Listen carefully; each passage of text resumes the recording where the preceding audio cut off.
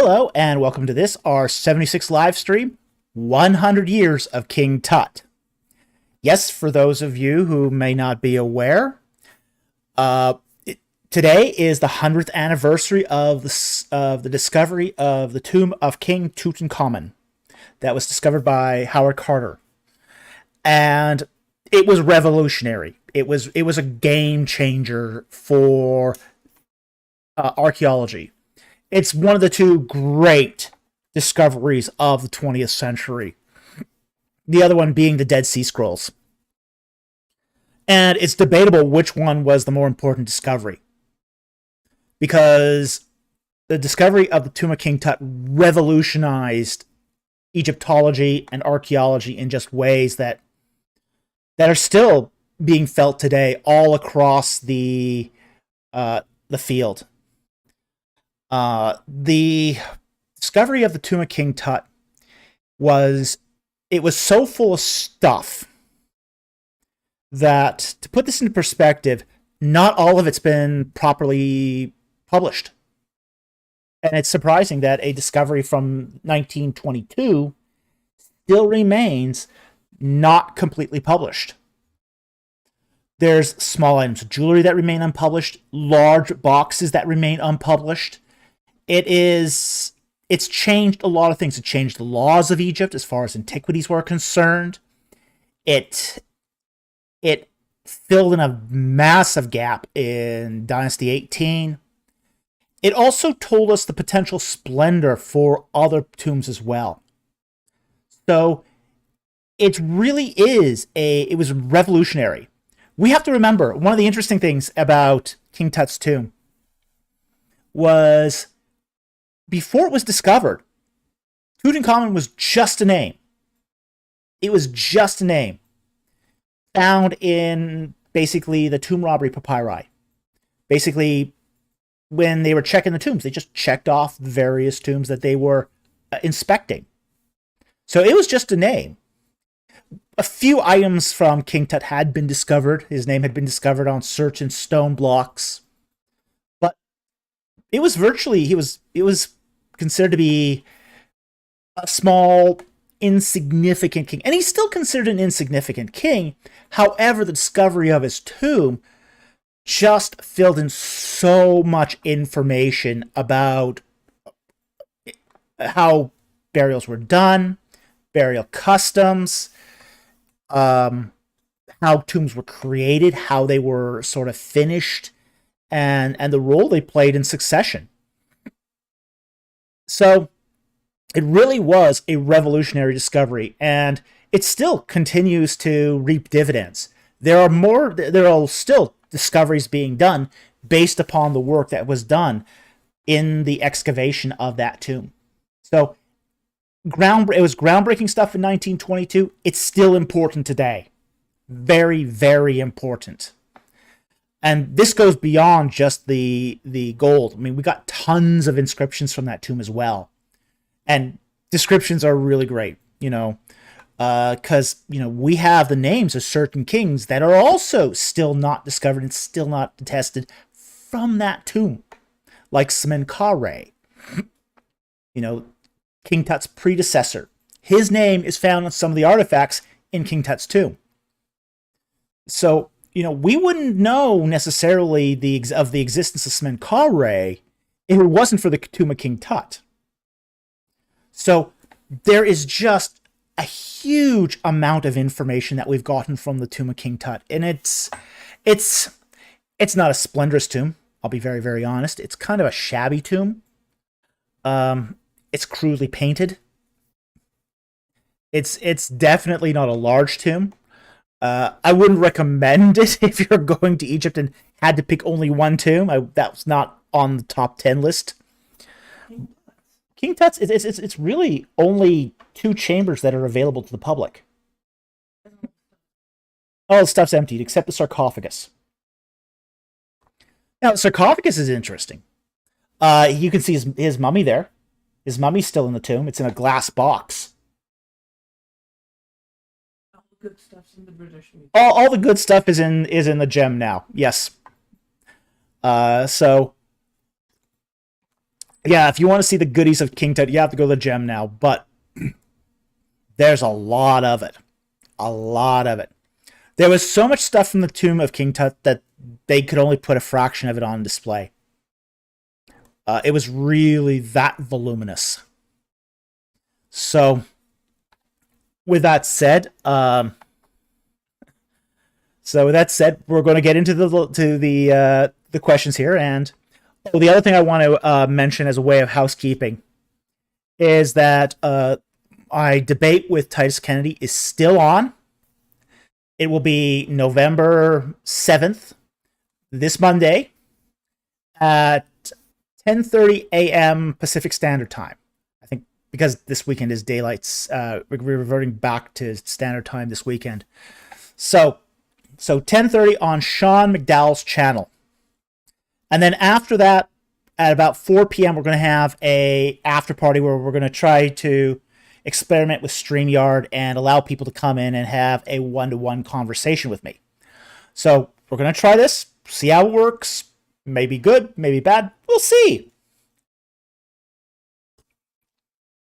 So with that said, let's start getting into the questions. Again, standard, same rules as always. Super chats have priority. But we also take non-super chat questions. If you're going to give me a non-super chat question, I ask that you put a Q and a colon in front of the question so that I know it's directed to me, not one of the moderators or someone else in the chat.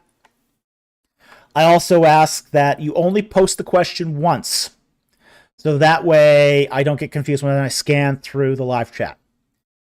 Also, if it has to do with a passage in the Bible verse, or a foreign word, give me a little context.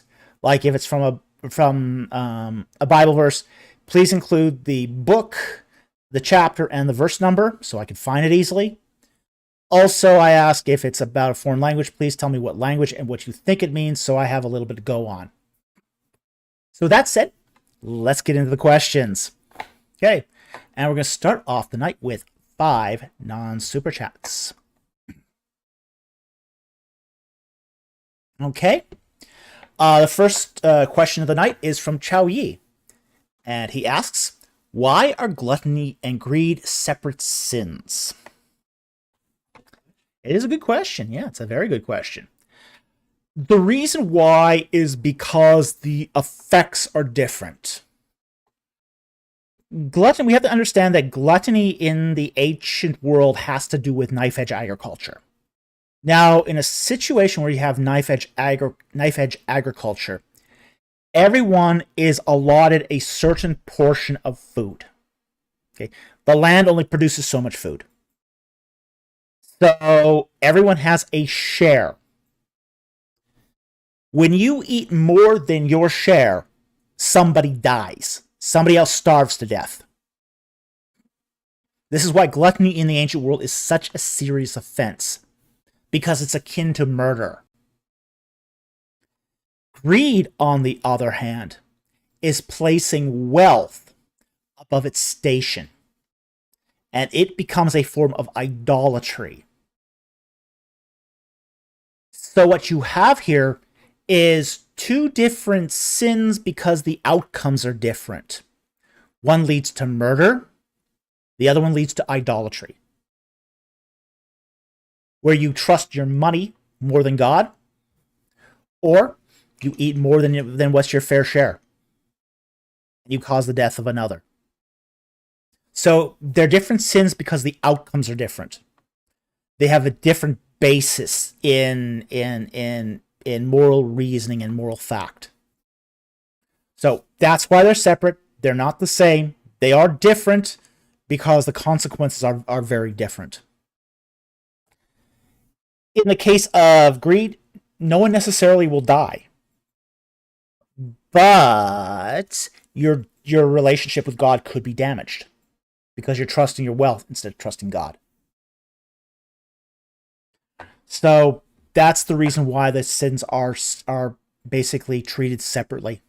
So anyway, thank you for that question. It's an interesting question, and I hope that answered it. Okay. Next question is from Dale McKenzie. I watched a video yesterday, and I'm sure DP, I believe he means Douglas Petrovich, has Joseph dying before Abraham was born. Well, DP is not a very careful historian. I would not actually put that really past him. I can't say for sure.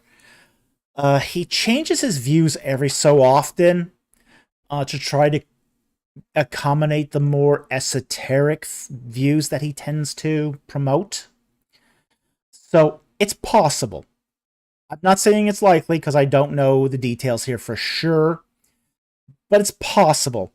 It wouldn't be the first time he said something that was contradictory to the Bible or with the evidence. So, I mean, I know he holds to a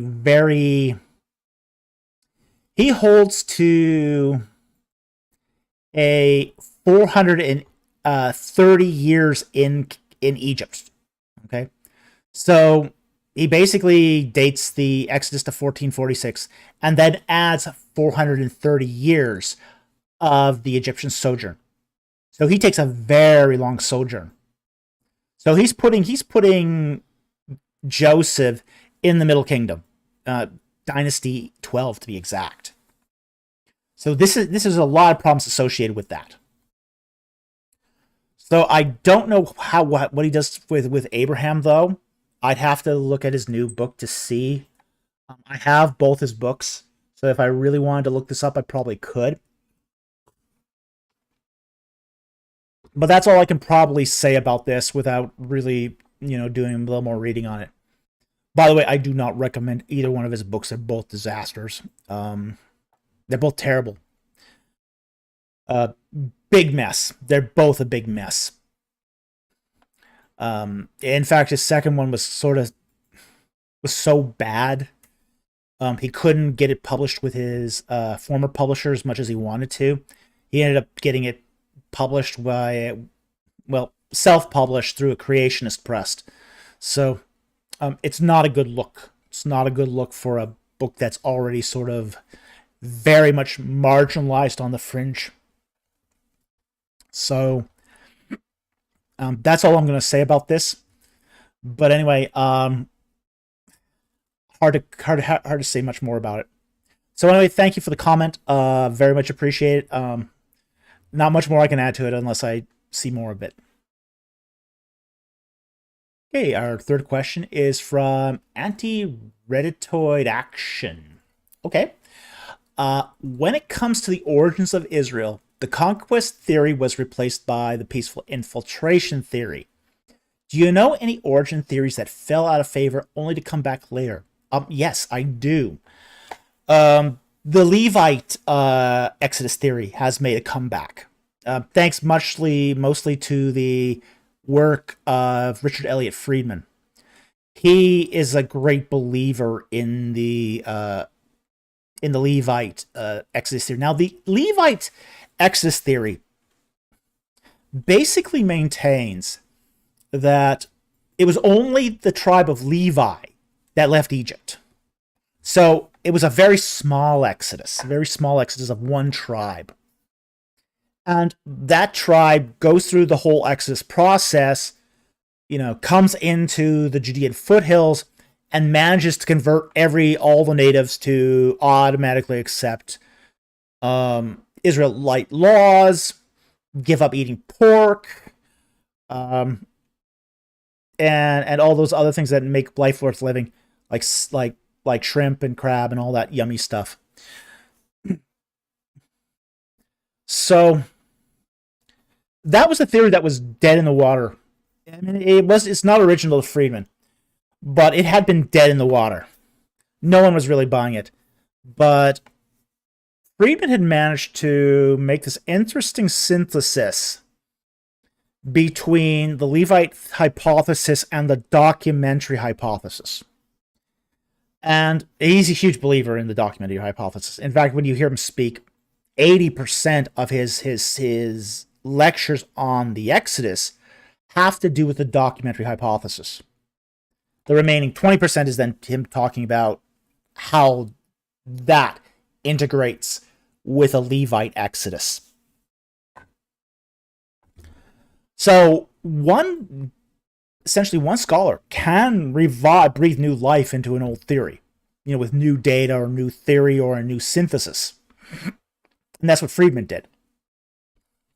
So it is possible. It does happen. Some theories that fall out of favor do get new life.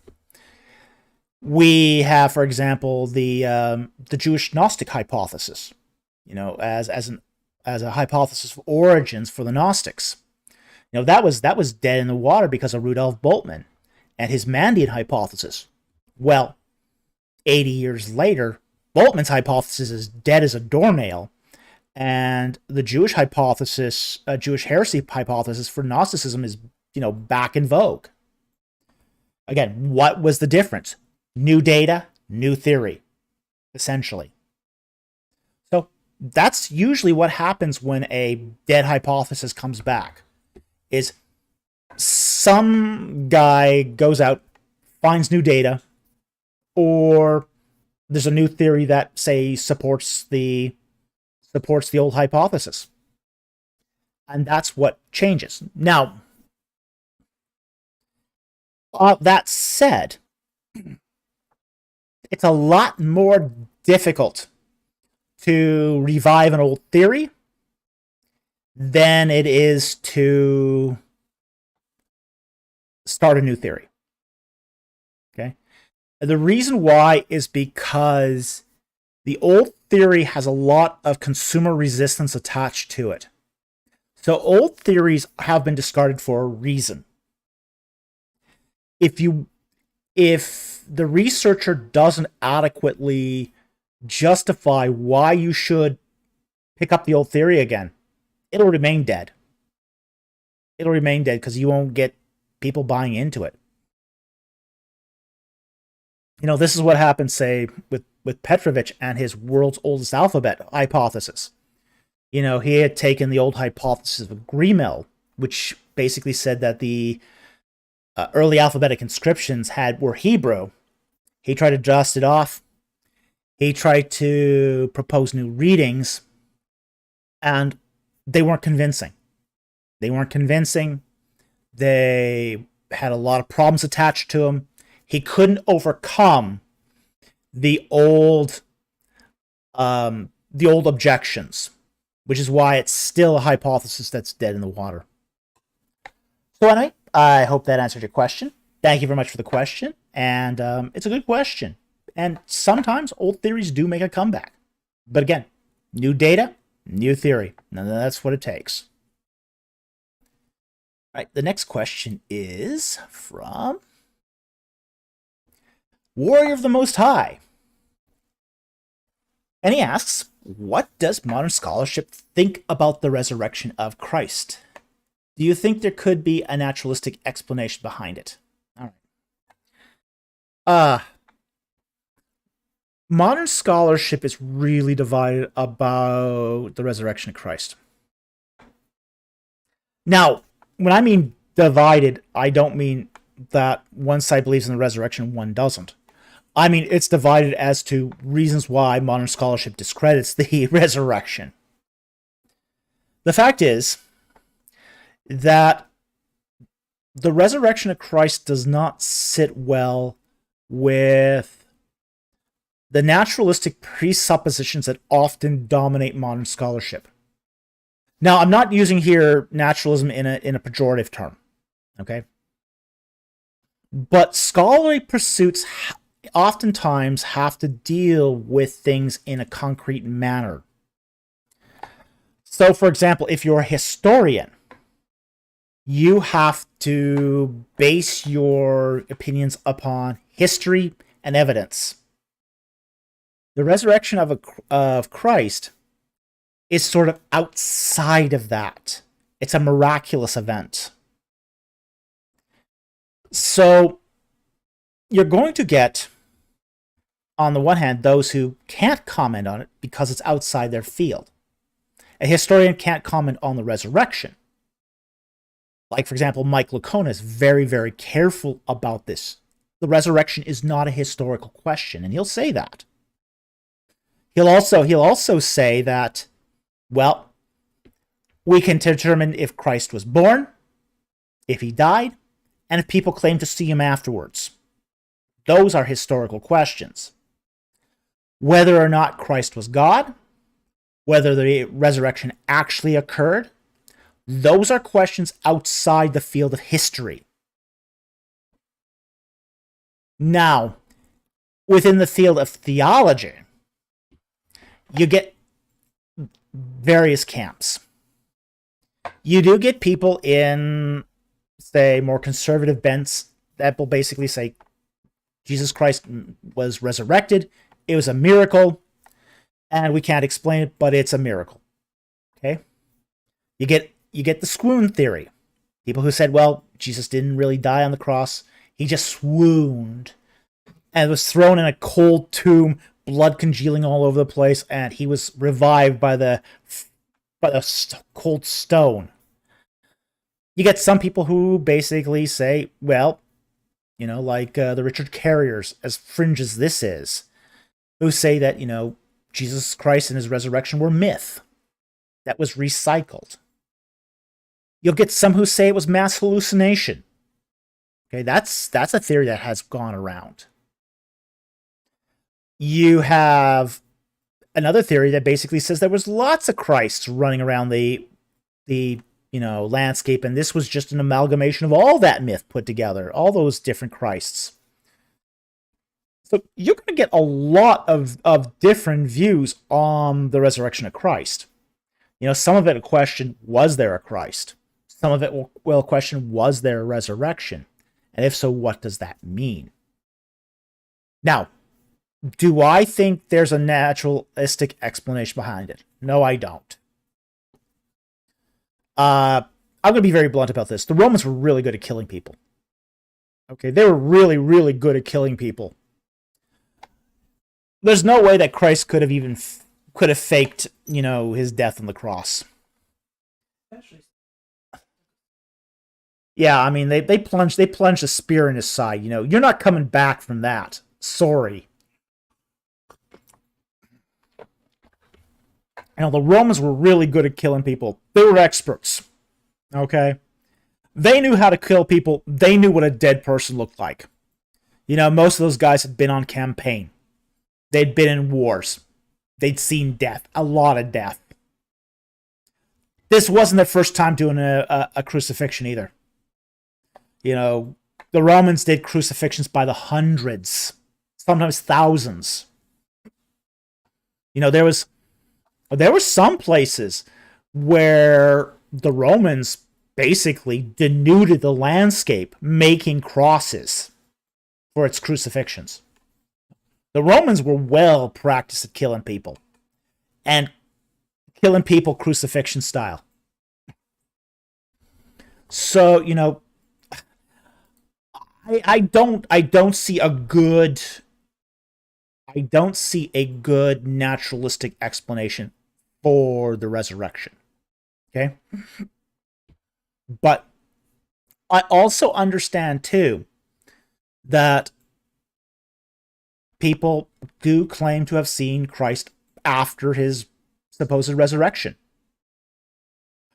I do understand that he was a real person historically. I mean, every major historian pretty much agrees that Christ was a historical person. Fringe is excluded here. So it does sort of challenge you into what you do with this. What do you do with the resurrection? Because it defies a lot of common sense stuff. Like, what does it mean to be dead? Well, it means being dead. Dead. Very dead. And again, the Romans weren't sloppy about this. They knew how to kill someone. Yeah, they weren't damagers. They were very, very good at killing people. Very good at it.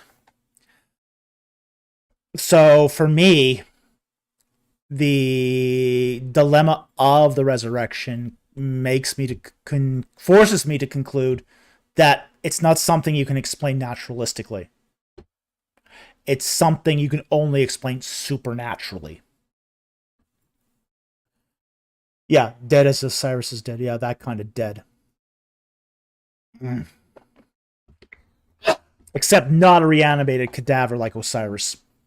Okay? So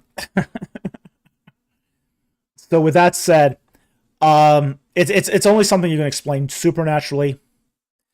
It is a unique phenomena. It's a unique phenomena. So I think though when scholarship, modern scholarship tries to engage it, I think it almost stumbles over itself because it's just something that it can't engage. It doesn't have the tool set to engage. Even say modern theological reflection has problems with this. It has problems with this. So anyway, that's my thoughts about this. Thank you very much for the question. I hope that answered your questions. Very much appreciated. Okay, our next question is from Cataphract3. And he asks, in The Rise and Fall of Egypt, Toby Wilkinson said pharaohs ran to totalitarian states similar to North Korea. Do you agree with this theory? Absolutely. Egypt was a totalitarian regime. There's no question about that. Egypt was a military dictatorship. The king of Egypt ran not only the army, but he was also head of the religious system. He was the high priest of every cult in Egypt. So he was not just an autocrat, he was a theocrat. So it wasn't that much unlike Korea in that respect. However, where I would sort of draw the difference here is Egypt was ruled by tradition. Okay? So the king didn't have unlimited power. He was an autocrat. Okay? He could, if he had somebody before him, he could call for the death penalty very easily. He could kill somebody on that basis. He had absolute power over his army. However, he was also governed by, say, a tradition that prevented him from doing certain things. Like, he couldn't just kill people capriciously, because that defied the tradition. There was a tradition of hearing the case of a condemned person before they are killed. Now, sometimes he didn't hear it all that long, or sometimes he just read documents about it, or he just made a flip decision. But according to tradition, he was supposed to. This is why he didn't just kill the Israelites, because that went against tradition. So there is a lot to say that, there is a totalitarian aspect to Egypt. People did not have the right to free movement. You couldn't just pick up and move to another town in ancient Egypt. That wasn't allowed. Even if you were high up in the ranks of nobility, you did not have the right of free movement. You had to get permission if you wanted to move from one province to another. So, in that respect, it's like North Korea.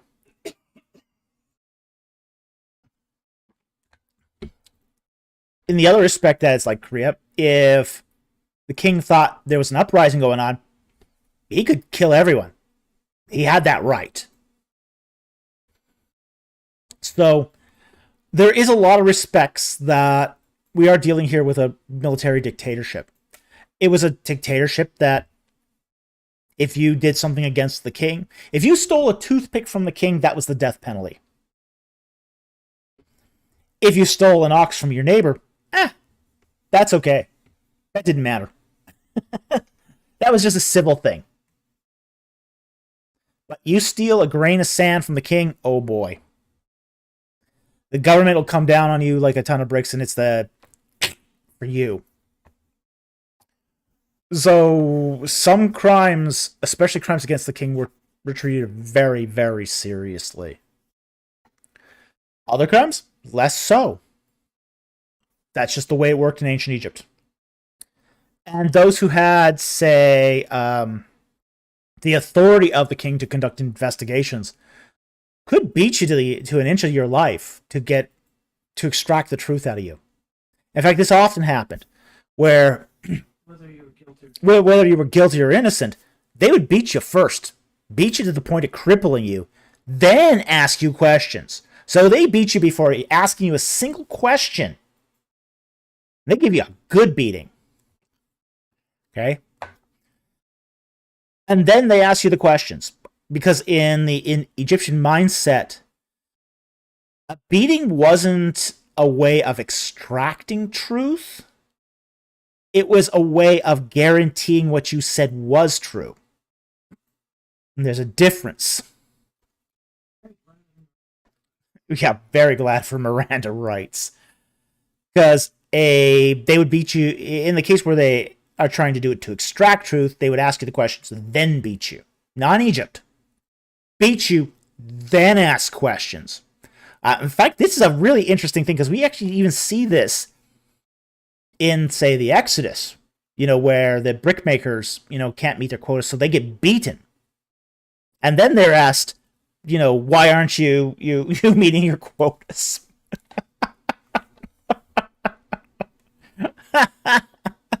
So they beat first and then ask questions. And then if they're not happy with the answers, then they beat you some more. But every question begins with a beating. Okay? The severity of that beating probably, is based upon how much they suspect you. But they beat you pretty good first. So, absolutely, I agree with him on this. It is a totalitarian regime. It's a military dictatorship, and it's a theocracy all in one. So anyway, thank you for the question, and I hope that answers your question. Okay, now we're on to our super chats. We actually do not have a lot of super chats tonight, so this might be a short night. Ooh, maybe I get to leave early tonight. Ooh, could it be? Is it possible? We'll see.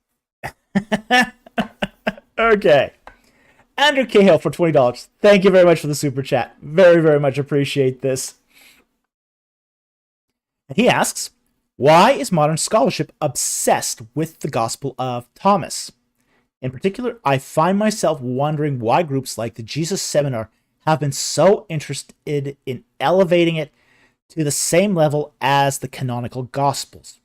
Okay, here's the reason. The reason is Q. You remember Q? No, not Star Trek Q. Not John Delancey, no. Q, the Gospel of Q. Okay?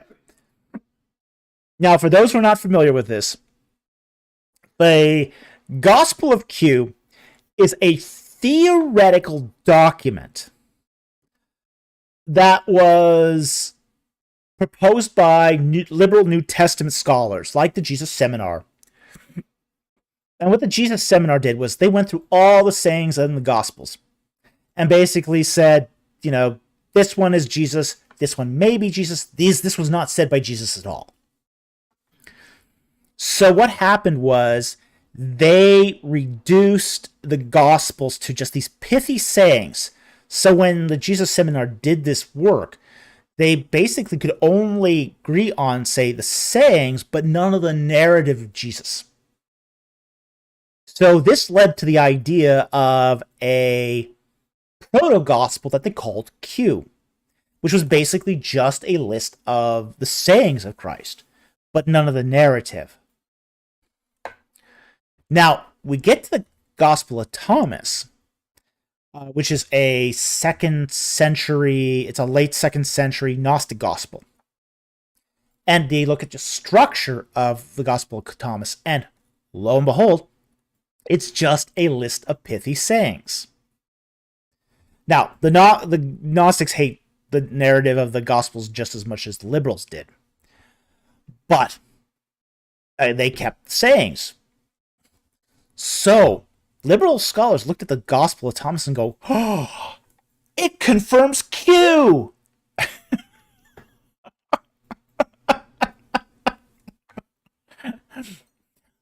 So, and this is why they love the Gospel of Thomas, is because they think it's a direct descendant of Q. The problem is with all these hypothetical documents, like Q, like the redactor documents in the documentary hypothesis, they're hypothetical documents. They're not documents that are known to exist. Now, am I bothered by the Q hypothesis? No, not really. I think it's a tempest in a teapot.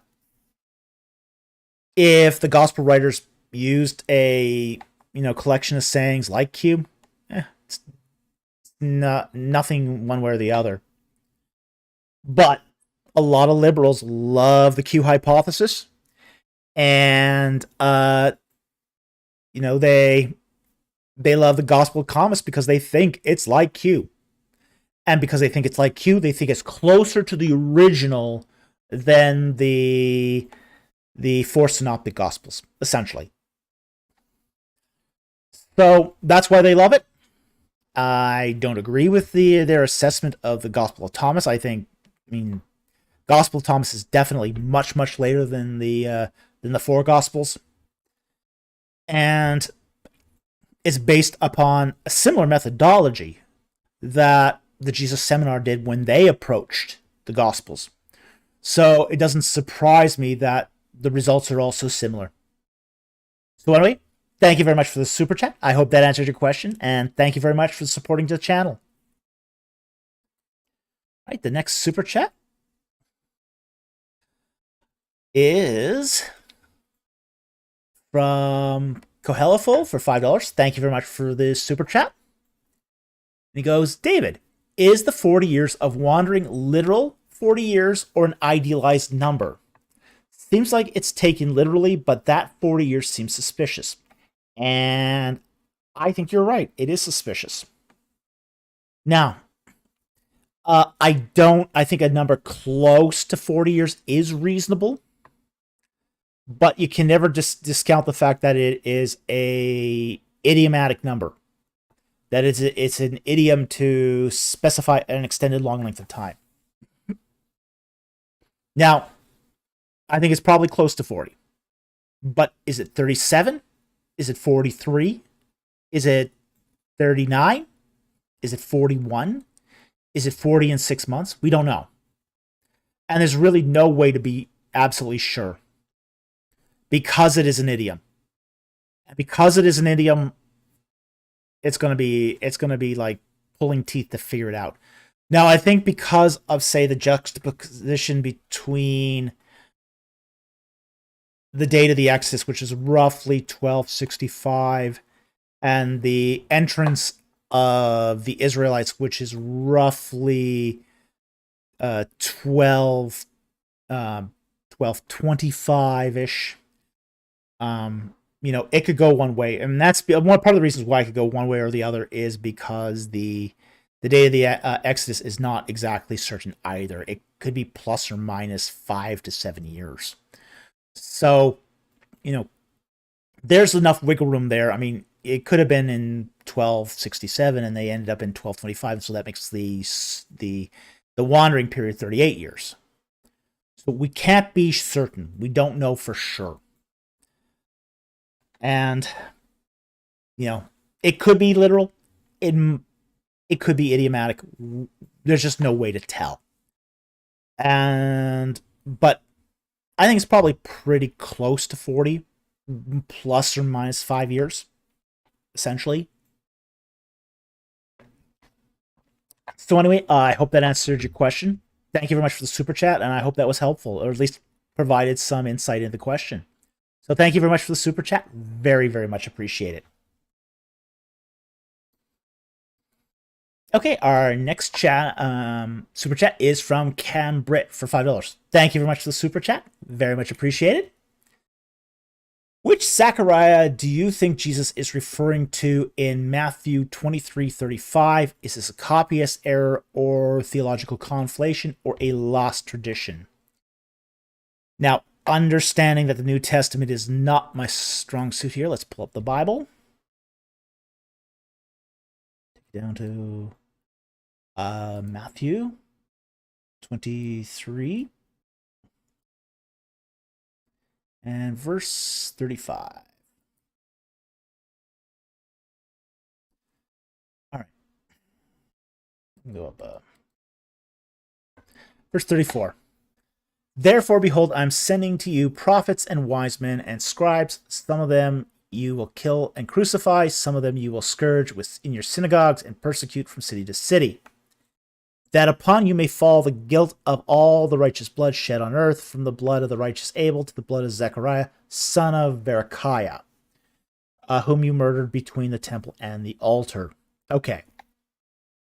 Now, from what I understand, Zechariah, son of Berechiah, was not killed in this manner. But it was another Zechariah that was. What I think we have here is a theological gestalt, which is basically saying it's a little more than a conflation. Okay? It's a Jewish device. This is an Israelite device where many separate incidents are sort of merged together as an ideal representation of something bigger. Okay? And I think what Matthew here is doing is taking the two Zechariahs. I forget the exact name of the first one, the one that was actually martyred, but him plus the son of Berechiah, and he's making them this theological gestalt. And we do find this in other parts of Scripture. You know, this is not, for example, in Exodus chapter 1, where it talks about Pharaoh. A new Pharaoh arose over the land of Egypt who did not know Joseph, and he enslaves the people, and he sacrifices the children, the firstborn of Israel. You know, he murders the firstborn of Israel, and then he has the Israelites enslaved, and they built storage cities for him, Pithom and Ramses. Okay, that's not one pharaoh. That's several pharaohs. That's several kings of Egypt that are being combined into a theological gestalt. You know, basically, they are being treated as one entity for a specific literary purpose. And I think Matthew is doing the same thing here. He's taking Zechariah and he is merging the stories of multiple Zechariahs to make basically, as I said, that theological gestalt to arrive at a certain end. And you're supposed to be literate enough to try to know that, you know, this is not just one Zechariah, but there's several Zechariahs here being referenced as if they are one person in literary unity, not one person, you know, one lifetime. But as I say, it's a literary gestalt meant to communicate something bigger. And as I say, we do find this through Scripture. So, you know, this is not unique to Matthew. This is something that we find throughout the Old Testament. So, anyway, that's the best I can answer this. Michael Jones, Inspiring Philosophy, has a very good video just on this topic, and I think that's well worth looking at if you want to get the details here. But, you know, and I would recommend his video on this. I think it was one of the best treatments I've seen of this particular issue. But that said, though, it's not unique to Matthew. It's something Israelite writers do because they're, trying to make these theological connections because they do think it's tied together. They do think that the two Zechariahs are tied together, at least in like theological unity. Just like, for example, as I said, the pharaohs who were, came before the Pharaoh of the Exodus.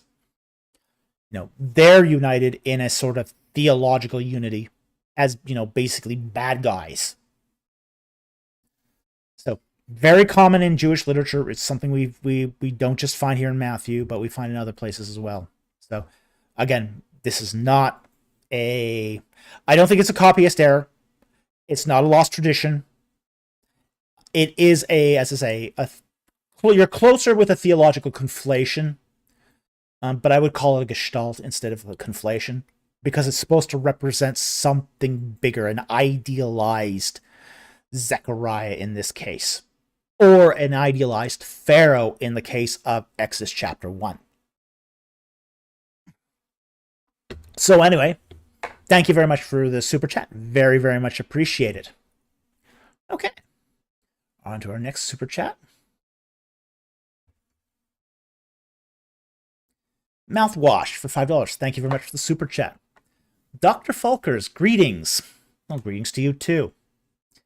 Very painful writing long posts that are deleted with no notice. I come back and it has vanished. Why not allow to post link? Okay. There's actually two questions here. And hi, Mouthwash. I see you just joined us. Awesome. Just getting to your question here. Okay. You have two questions here. I'm sorry it's painful for you to write long posts. We have some issues ourselves with pain and typing and all that. So, we get it. We understand the problem here. Now the whole thing where you put a post in the live chat, you go away, you come back, and it's not there anymore. That's a YouTube thing. YouTube drops your post after a certain timeout. Okay? We have no control over that. This is just something YouTube does. Now, I watch the live chat religiously. As soon as I put up the thumbnail, I watch whenever something's posted on there. If I think it's a worthwhile question or something I want to answer, I'll cut and paste it. If it's a super chat, I will just take it immediately. Yeah, he says the comments. Yeah, the comments, I see the comments, but I can't preserve the comments unless I cut and paste them. So, like this particular super chat, I actually had to cut and paste that into a separate file to capture it. This is just something that YouTube does, is it times out everything. Now, here's the advantage. If you post something early, I get to see it. I get to research it if it's a complicated question. So that can have certain advantages. But I do look at all the comments, even the early ones. I see those. They don't stay on my system forever, so I have to log in every day and take off the ones I want. So, but I can't control what YouTube does as far as comments vanishing. It does it automatically. Now, the links is a different question. Okay. Now, the links, if you posted a link, it would do the same thing. Links will also vanish. We don't allow links, though, for another reason, which is that links tend to get...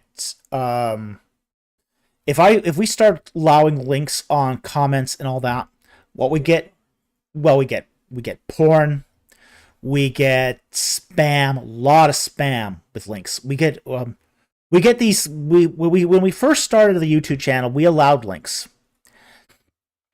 and what happened was people would post these 500, these 500 word messages, 1,000 word messages with nothing but links. We especially got a lot of apocalyptic stuff, where Then the lady was writing the beast. Here's a link, and so on and so on, and ad nauseum. It just turned into awful spam. So, um, we also found it killed debate too. So when if someone would ask a question, they wouldn't formulate the question. What they would say is, well, what do you think about this? Here's the link. Well, that placed the burden upon me to go look at a 50-minute YouTube video to comment on what was essentially a 10-minute question. It was a horrible waste of time. So we just decided no links.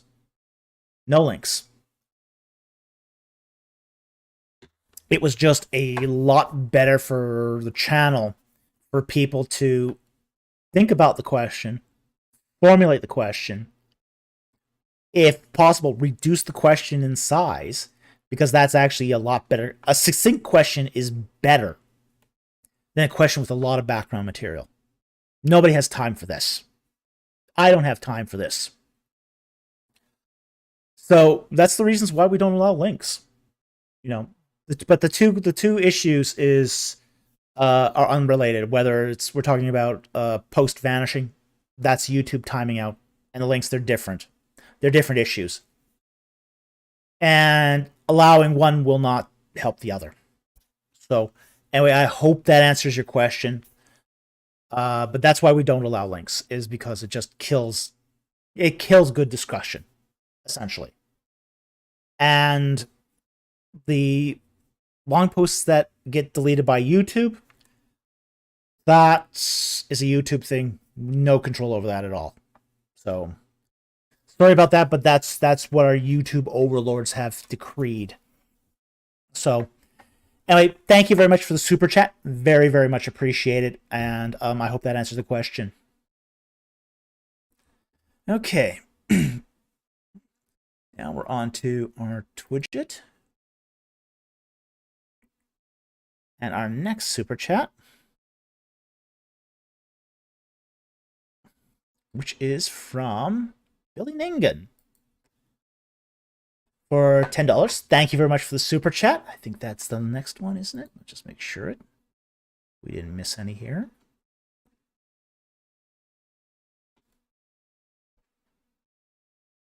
Yep, that's our next super chat. Okay, awesome.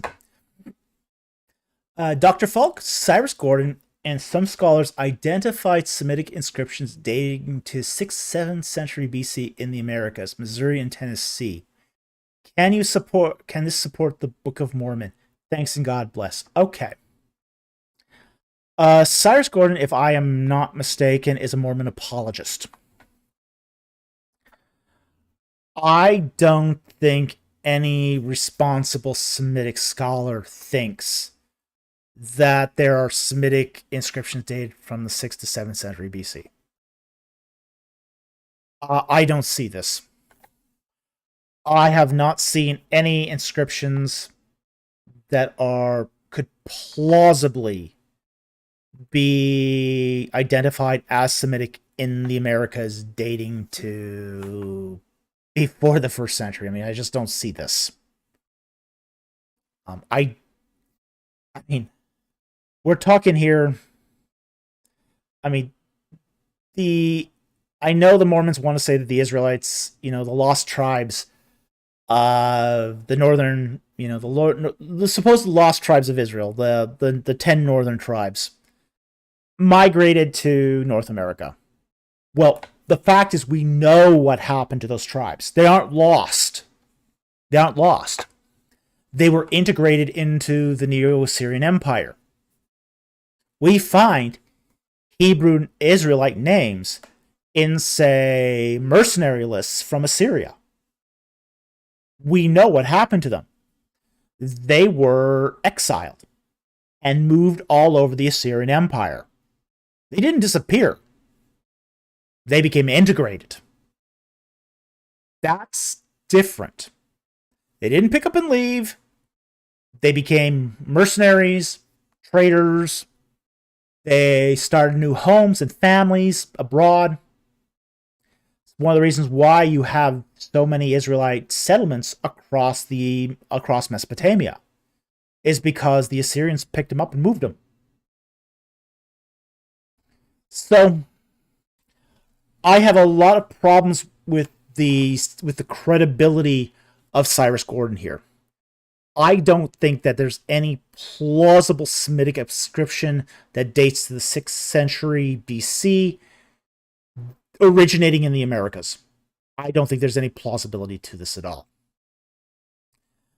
And even if it was, would that support the Book of Mormon? I don't think so. I still don't think it would support the Book of Mormon. The Smithsonian Institute published a rare statement on the Book of Mormon. And they basically, and they don't do this often, to be very, very honest. They don't do this very often at all. That because the Smithsonian Institute were getting a lot of people asking them, is the Book of Mormon true? Is that, and they actually had to say this, and they don't normally make religious statements. They're a government museum, essentially. They don't want to get involved in this because of church and state issues and all this stuff. So, Smithsonian tends to stay out of this stuff. But they had to make a statement basically saying that most of the archaeological references in the Book of Mormon are false, essentially. Such as the appearance of horses and I think it was pigs and all that stuff. Stuff that you would find in basically old world fauna, not being brought over to North America until the time of the Europeans. So, they were very forthcoming with this. They were basically saying, hey, there's no real experts in the field that accept this. And I would say the Semitic inscriptions that were 6th century BC from the Americas fall in that category. These are either forgeries or basically wishful thinking. So I just don't see this as being able to support the Book of Mormon. And don't get me started on the Book of Abraham, please, because I've got some very opinionated... I'm very opinionated about the Book of Abraham also. So let's just leave it at that, okay? So anyway, thank you for the super chat. I very much appreciate it, and I hope that doesn't come as a disappointment, but, that's really where the expert consensus is at the moment. So anyway, thank you very much for the super chat. Very much appreciated. Okay. Next one is also from Billy Ningen for $5. Dr. Falk, could you at least in possibility consider Shang-Ti of the ancient Chinese to be Yahweh? Thank you and God bless. Okay. I don't know anything about Shang-Ti. Chinese mythology is I know almost nothing about. So I don't know anything about a Shang-Ti to say one way or the other. Now, the caveat, the big thing here. There is a strong possibility that Yahweh did appear in other cultures under other names. And probably the big one here is Kus, god of the Edomites. There is some very, very interesting links between Kus and Yahweh. Now, we don't know what Kus in Edomite means. Okay? We don't know if it's a job title or if it's a proper name, because it's not a Semitic word that we often find. But Kus seems to have a lot of identifying markers that are incredibly similar to Yahweh. The god of the Edomites does not appear to be a henotheism or polytheism. It does seem to be monotheistic. You do find that Edomites tend to gravitate very easily to Yahweh worship. We have, for example, in, I think it's the book of Samuel, where David goes to the shrine of Yahweh, and there's an Edomite hanging around there. This is the shepherd of Saul. I forget his name, but he's hanging around the shrine. Yahweh stops him, and he worships at the shrine of Yahweh. He's an Edomite. We find that the whole family of King Herod, he's an Edomian. He's from basically the succeeding kingdom in Edom. And yet the Herods, adapt very, very comfortably to Yahweh worship, to the point where Herod the Great is obeying Jewish kosher laws. He's obeying Israelite kosher laws. And, it's very, very odd that an Edomian would do this if he had no affinity at all to Yahweh. So he's, Herod the Great, he's supposedly worshiping Yahweh. Take that with the proverbial grain of salt, but he's worshiping, at least in name, Yahweh. He's doing, kosher laws and all this. Of course, the Jewish people aren't buying it, but at least, he's makes that transition very easily. Unlike others from other cultures who are from polytheistic cultures who just can't seem to make that tradition in a similar way.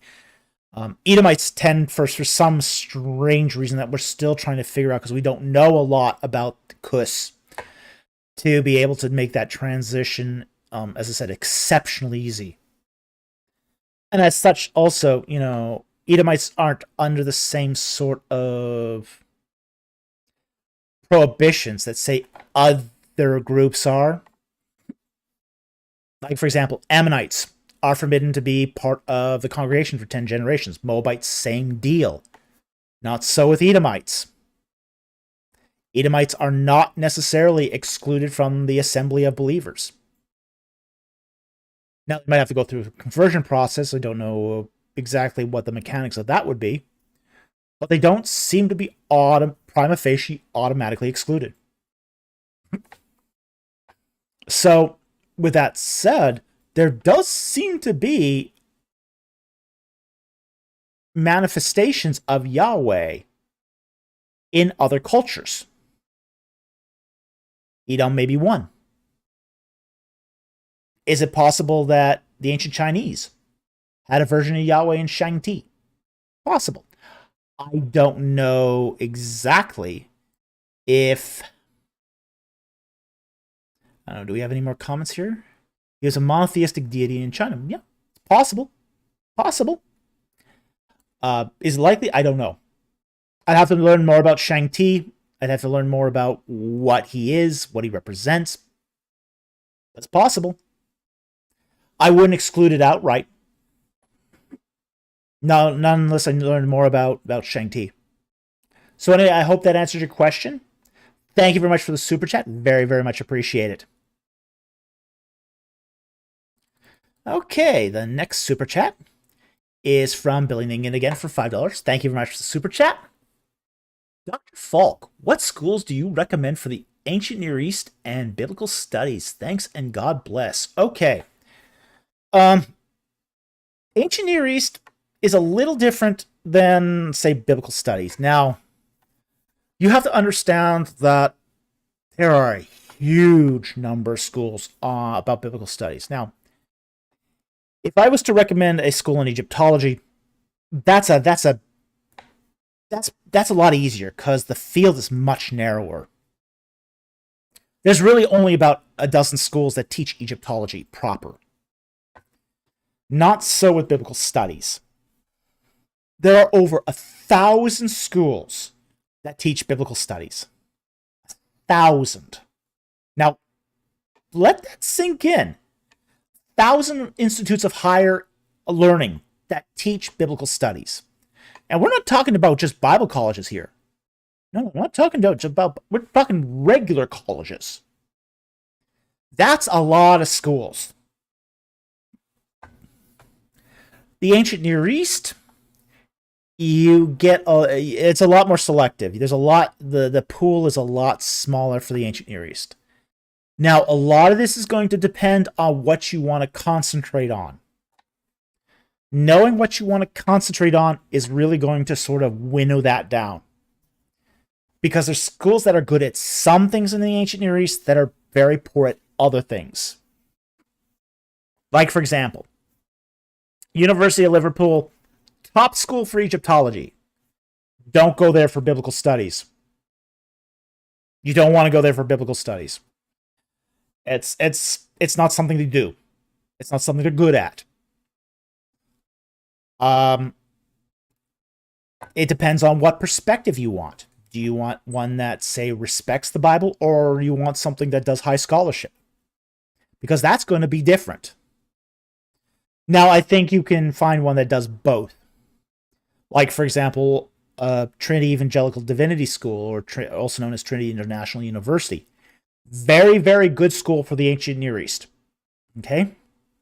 Very good school for biblical studies. It will teach you from a confessional point of view, and it will give you a good foundation for scholarship at the same time. It's not still the most respected school, and you're going to, well, as one of my professors say, have a first world education in a third world environment. The facilities are just not up to par. They're very poor facilities. But the education's very good. I would rate Dallas Theological Seminary very high. I'd rate them very high. University of Chicago has problems. But if, as far as the secular school goes, it's pretty good if you can swim with the sharks. Okay? Competition's really fierce at Chicago. Really fierce. And they over-matriculate. So they expect half the students to drop out. So, you know, unless you're really good, you might want to reconsider that one. Johns Hopkins, excellent program. Take you a long time to finish. So it's going to depend on really what you want to focus on, what you want to look at, what you want to do. A program that is good at the ancient Near East might not be good at biblical studies, or vice versa. One that's good at biblical studies might not be good at the ancient Near East. So it really, really depends. The question's too broad, in short. You can, but I would recommend, we did do a series on, so you want to go to seminary or Bible college. Okay. I would recommend looking at that. Start asking some of the questions. Start asking some of the right questions about what you want out of these schools and what your goals are. Once you discover what your goals are and what you want out of them, you can start narrowing things down. Professors are. Yeah. Well, that's the other thing. Yeah, that's the other thing, is look at who the professors are. You know, what are their specialties? Are these people one of the things I really recommend is, you know, if you're interested in this stuff, read. Read a lot. The more you read, the more you'll be, get to know who's who. And if you start getting to know who's who, especially the current stuff, you can start then making intelligent decisions about what you want to learn and who you want to learn under. So it is very important to get to know these people. Go to a Bible conference. You know, go to a Bible conference. Most of them have student rates. Very affordable. You know, like you could go to the Evangelical Theological, I think ETS is having their conference right now, if I'm not mistaken. You know, you can go there as a student. You know, get a discounted entrance fee. You know, start talking to people. You know, meet some people who are teaching actively in the field. See the professors live and see if you really Yeah, want them. see the professors live and see if you really, really want to study with them. Because sometimes you meet some of these people who are really, really famous, and, you know, they're real duds in person. I can think of one off the top of my head that I'm really, really glad I didn't get accepted as a student because he's a total dud. Total dud. So I thank God I wasn't selected by that particular professor, because oh my gosh, it would have been awful. Would have been awful. So so anyway, I hope that answered your question. Thank you very much for the super chat. Very, very much appreciated. Okay.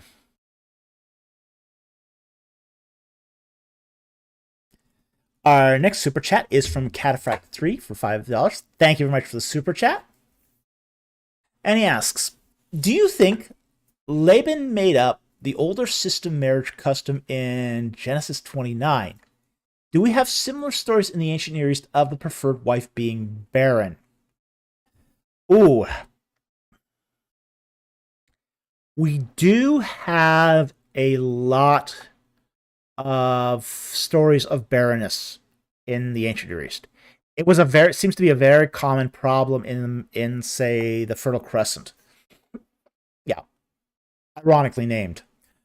A lot of the laws of say Mesopotamia dealt with marriages, concubines, and say the posterity, the inheritance laws. Huge amount of stuff in, say, for example, Code of Hammurabi had to do with inheritance laws, such as what happens if the main wife can't conceive. They have a slave, and I hear that too. Sounds like a windstorm.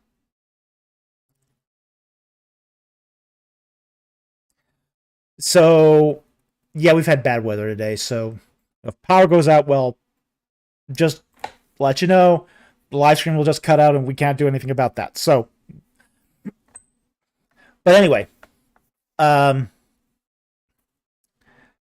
in this particular case, where there's a dispute over who does the inheritance, the law basically says if the slave conceives, bears a son, and the father says, hey, you are my son, he gets an equal share of the inheritance, despite what the children of the natural wife say. But if he doesn't say that, then the children of the first wife have priority. And the children of the first wife has to be written in the marriage contract. So she has to be, designated first wife at the marriage contract. So they actually there was actually a lot of legal wrangling that went into marriage in Mesopotamia because of the complications, because of barrenness, of women not being able to conceive in Mesopotamia. Now, in the case of Laban was a scumbag. Okay. There was no marriage custom in Genesis 29. Okay? If there had been a marriage custom, Jacob would have known about it. Okay? Laban made that up. Laban lied. Shocking. Shocking! Laban lie? Nah. Nobody in the Bible would ever lie.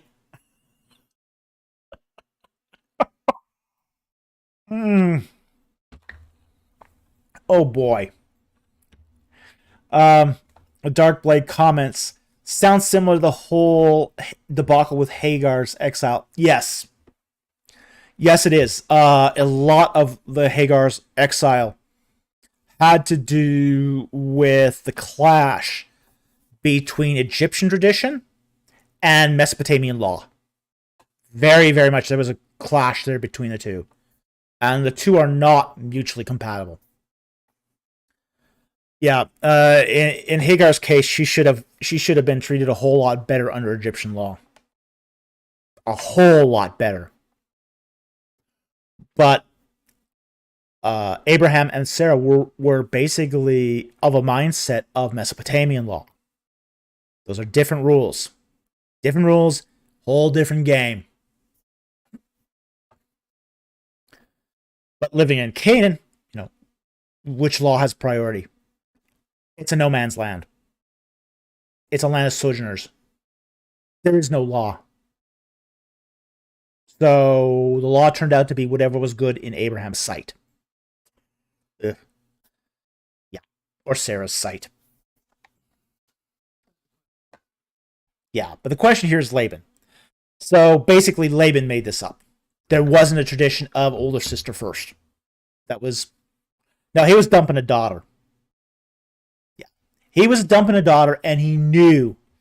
He knew Jacob would have stayed around for Rachel.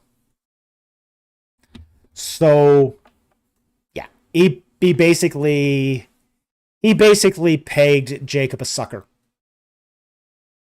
And got rid of both of his daughters this way. So, no, Laban's a scumbag. Laban's a scumbag. He lied. And essentially, Jacob threatens to kill Laban at one point. There's that wonderful statement where Jacob says to Laban, may Yahweh be between you and me whenever we're apart. It's used in marriage ceremonies. It's used in Christian cards and on Christian plaques. And it's a death threat. It's a death threat. It's basically Jacob saying to Laban, Yahweh better keep us apart, because if I ever see you again, I am going to kill you. It's a death threat. And it's one heck of a death threat. Okay? So, I laugh when I see it on, like, promise rings, and really? This is what you want to put on a promise ring? Okay, you might want to look up this idiom before you do that. Yee. So anyway, I hope that answered your question.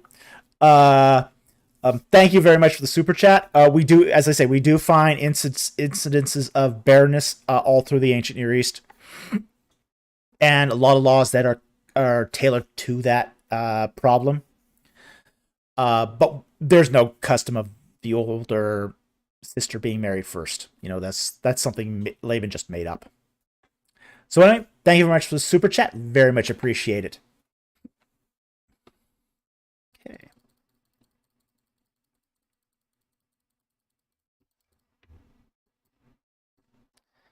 All right, our next super chat is from Tom Wenchek for $5. Thank you very much for the super chat. Very much appreciated. Apart from anyone in the Bible, who are some historic Christian figures you have looked up to or been inspired by in some sense? Ooh, great question. Let me think about that.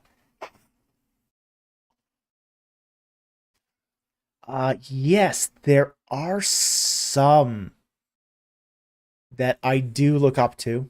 Very much respect. I have a strong respect for many of the church fathers.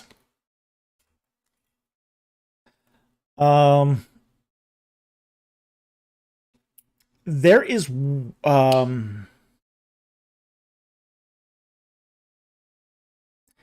several of the church fathers I look up to, like Irenaeus, Polycarp, early representations of the faith, Athanasius. Okay. People who paid very, very high price for sticking to their guns. A borderline case on this is Antipas. Okay. He is mentioned in the Bible. We're only told about him in the book of Revelation in one passage, where Antipas says, God says, as it, my favored servant Antipas. Well, Antipas was basically a guy who, against all. Against all. He basically railed against the whole Roman system and basically said, it's Christ or nothing. And he was executed for it. I am very inspired by the insane sense of humor that we find in Irenaeus. I love his writing. I thought his writing was really entertaining and worthwhile reading. I admire Athanasius' stand for the Trinity. He was in the minority when he went to the Council of Nicaea. It was basically 3 Trinitarians versus a cathedral full of semi-Arians. Now, he didn't persuade everyone of Trinitarianism at the time,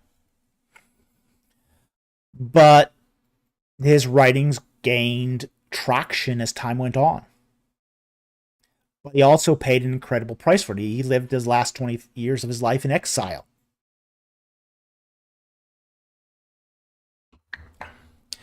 I have a great respect for Polycarp, who also faced martyrdom.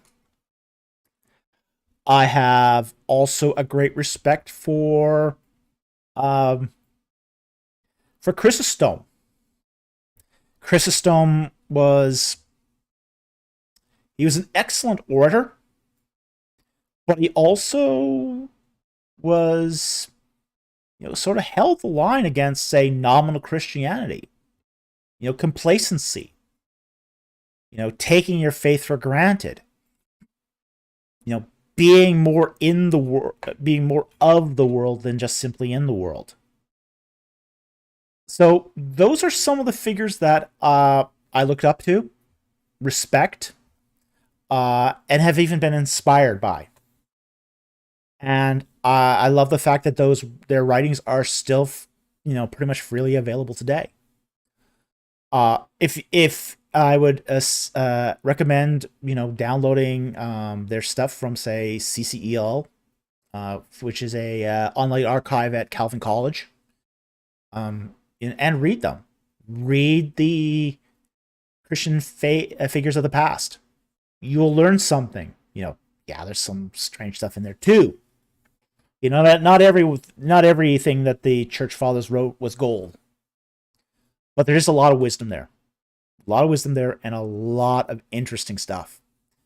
I've never been disappointed when I have spent some time with the church fathers. It's interesting on a devotional level. It's interesting on a scholarly level. It's even interesting to just see how they viewed the world. So anyway, thank you very much for the super chat. I hope that answered your question.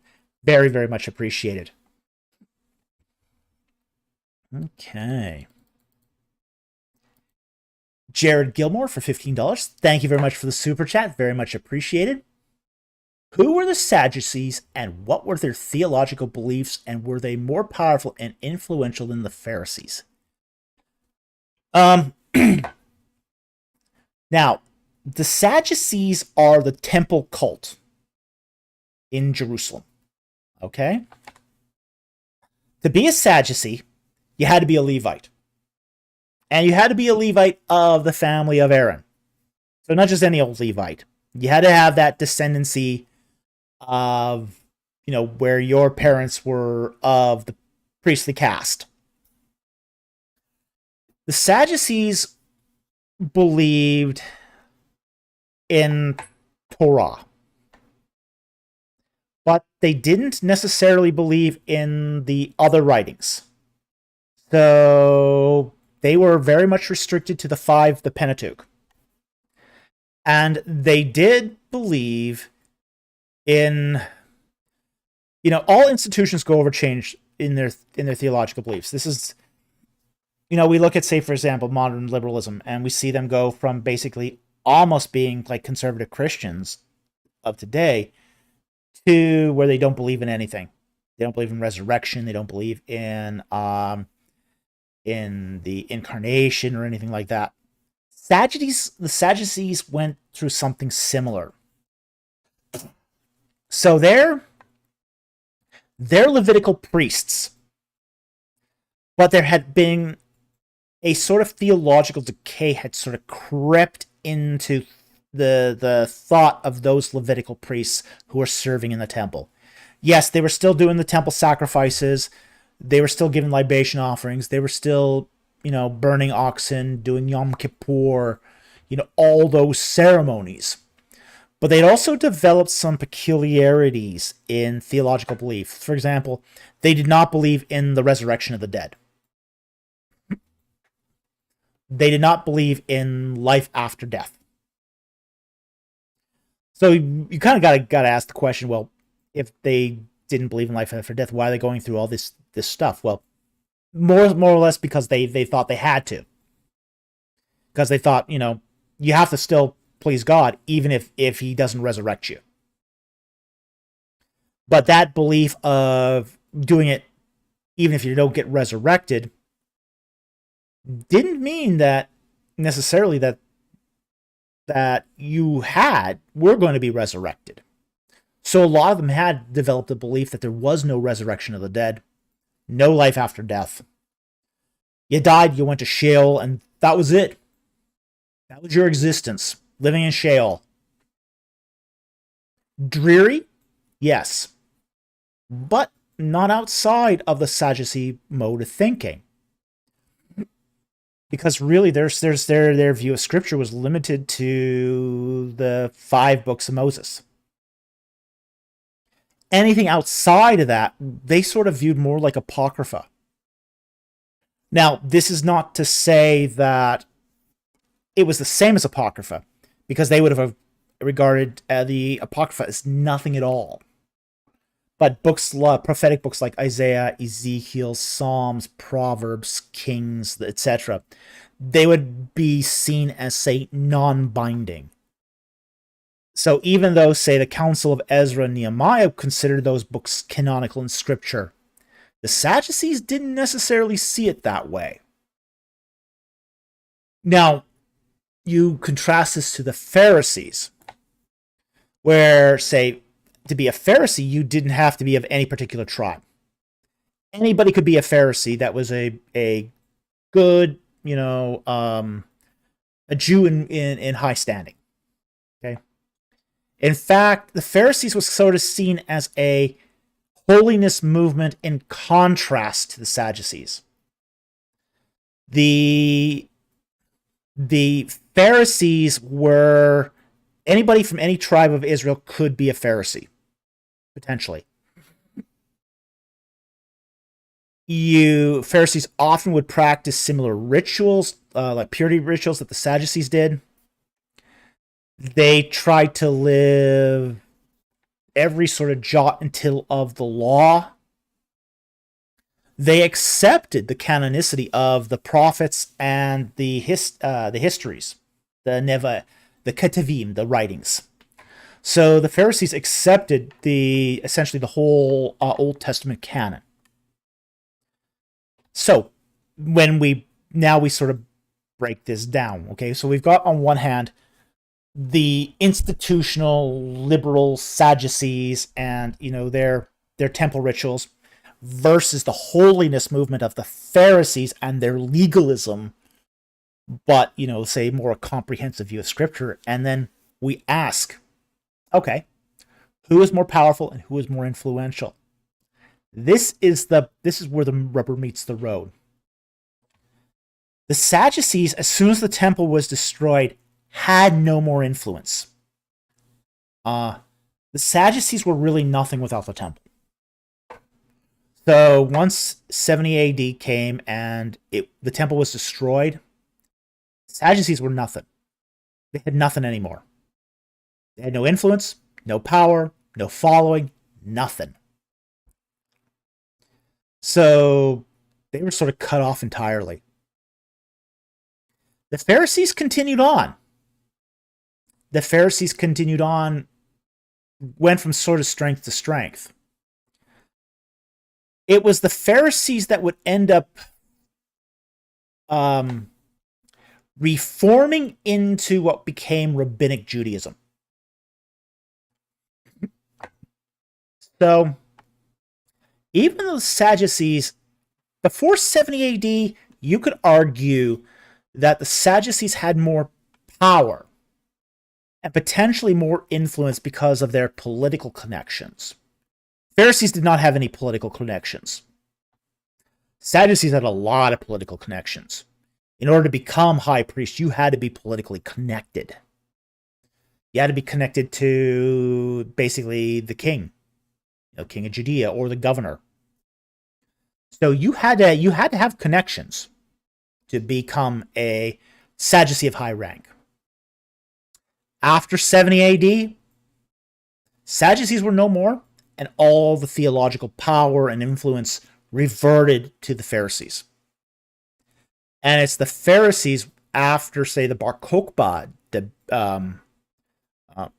revolt and suppression, that will go on to write the Mishnah, the Talmud, and basically codify what it is like to be a Jew without the temple. How do you start practicing things like Passover? You can't bring your lamb up to the Temple Mount anymore to be properly ritually sacrificed. Okay, you don't eat lamb anymore for Passover. You eat chicken. Or brisket of beef. Or something else, but not lamb. Even though, frankly, Passover predates the temple, they're going to go by temple ordinances at that point. Okay, so when it comes down to it, it's going to depend upon when we're talking about. So before 70 AD, Sadducees are basically top dogs. After 70 AD, Pharisees are top dogs. So I hope that answered the question. I hope that explained the differences between the Sadducees and the Pharisees and what became of them as a result of what they believed. Thank you very much for the super chat. Very much appreciated, and I hope that answered your question. Okay, our next question is from Pablo Andres for 9.99. Thank you very much for the super chat. Very, very much appreciated. And he asks, I'm almost done with the Torah. Oh, wonderful. And I think you mean I love it. Do you believe it was well preserved with the sayings of Moshe and Aaron? Yes, I do. I believe that a lot of the content of the Torah is original to Moses and Aaron.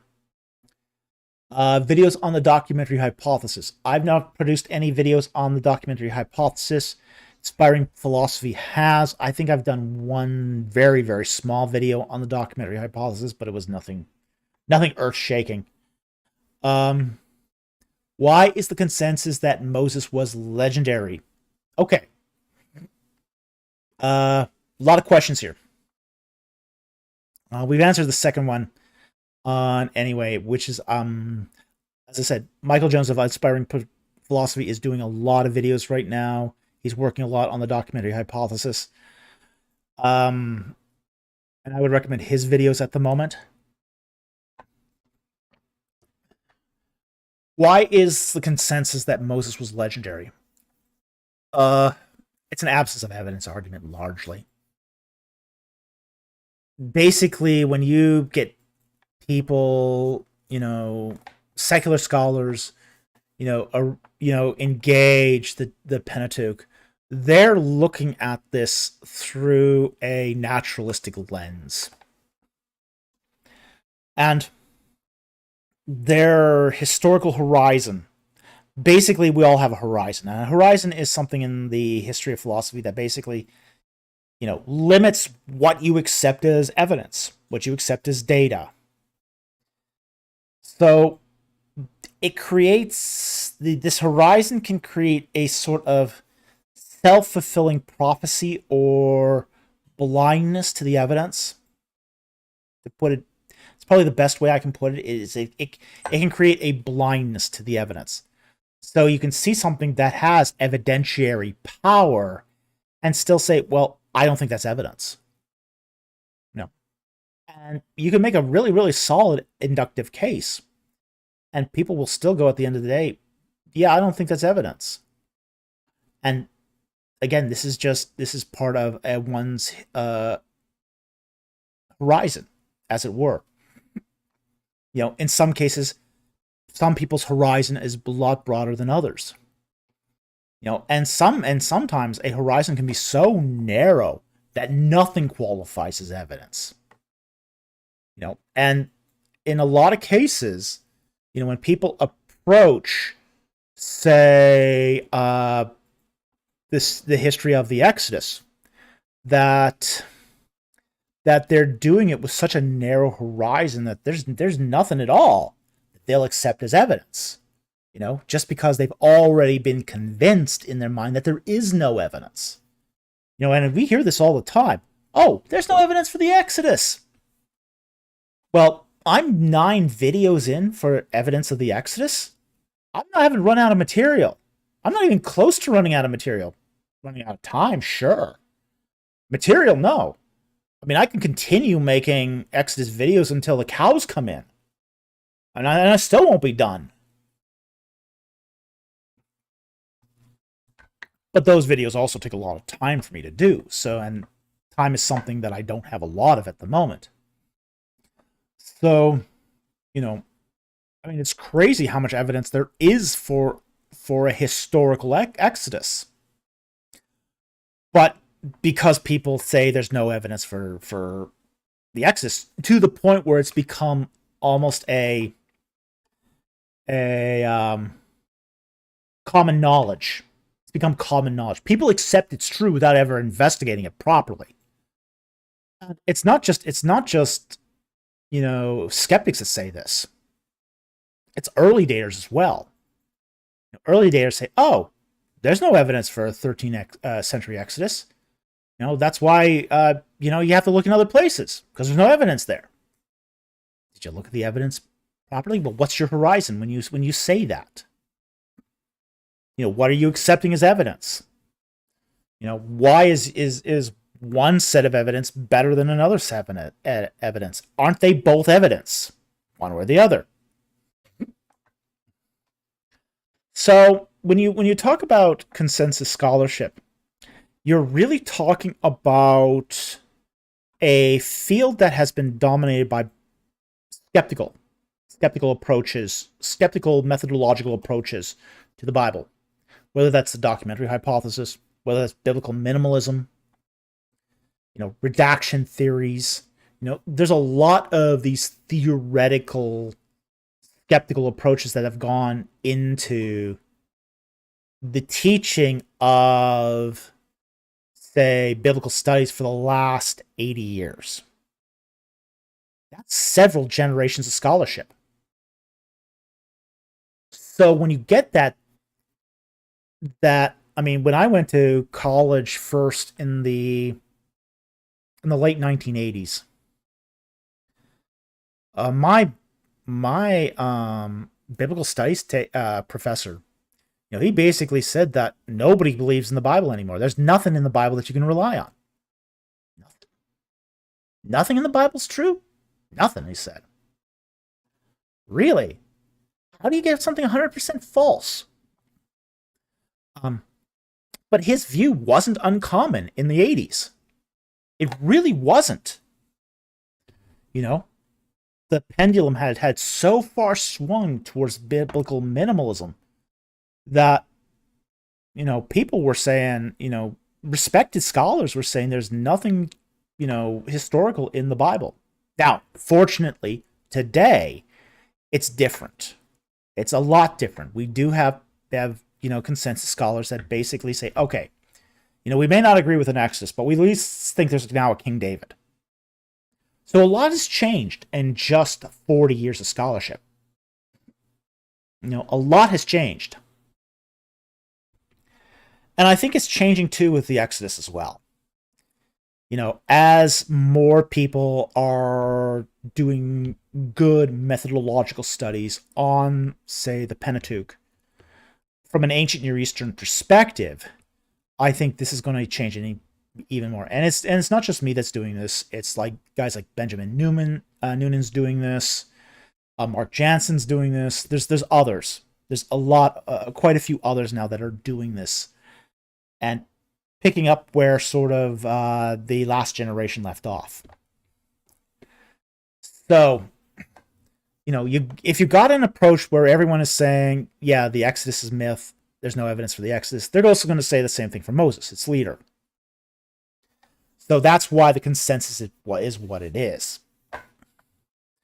Now, with that said, do I believe it was well preserved, the sayings of Moshe and Aaron? Yes, I do. And a lot of it comes down to linguistics. We do find, say, a lot of Egyptian loanwords in the Pentateuch, which seems to suggest that these were people that came out of Egypt. A lot of Egyptian names in the Pentateuch. Again, if you're a Semitic Israelite, Amoritic Semitic culture, you're not going to pick up Egyptian names automatically. And you're not going to do this just to try to make your book seem more Egyptian. You're not dealing with that kind of audience that's that sophisticated that they can go, oh, yeah, that word we commonly use, yeah, it's Egyptian. No, they're not going to do that. That's bizarre and strange. Nobody does that. Oh, that word you're using, yeah, it's French. A lot of English is based upon French and German. But we don't normally pick it apart to see, oh yeah, that word you're using, it's German. Or it's French in origin, yeah. It's just... Nobody does this. Nobody did it back then. Nobody does that today. But yet we do see a lot of Egyptianisms in the Pentateuch. This does tell me that a lot of what was in the Pentateuch is original to at least the wandering period in the Sinai. So I think those parts are definitely well preserved. Now, could other bits been added? Absolutely. Absolutely. There are connecting phrases that do allude to, say, later editorial connecting. I mean, what I think that the Pentateuch originally was essentially the loose papers of Moses and Aaron. Essentially, the loose papers of Moses and Aaron that had been collected together and then sort of written out as 5 books, with editors connecting the papers with just little pieces of interceding text.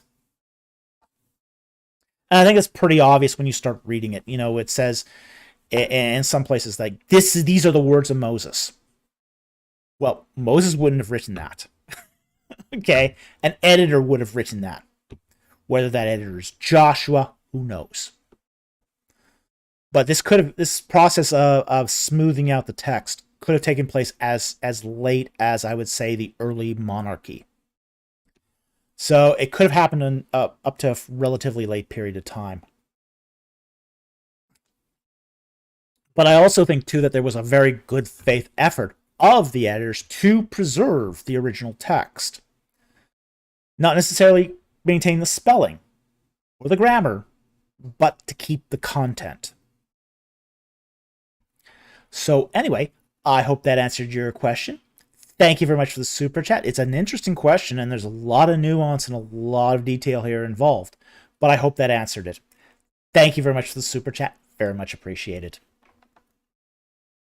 Okay.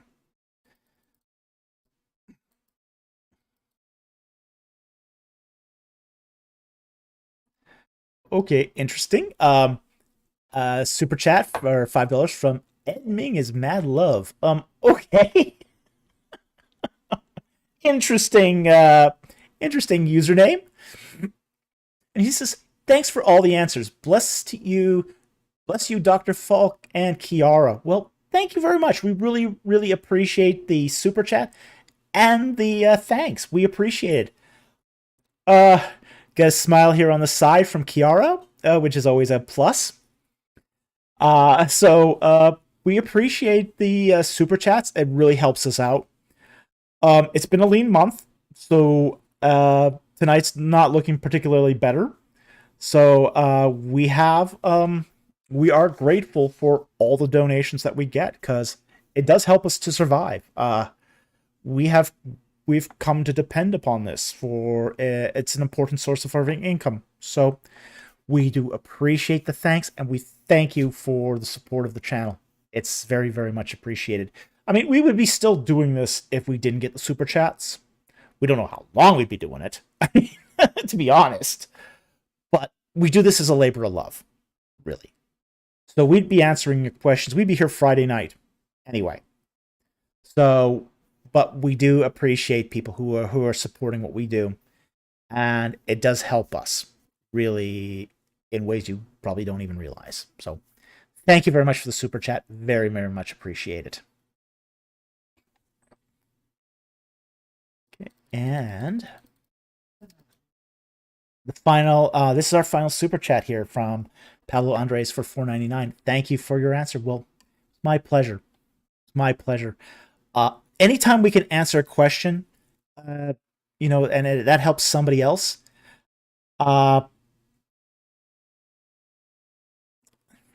Oh, okay.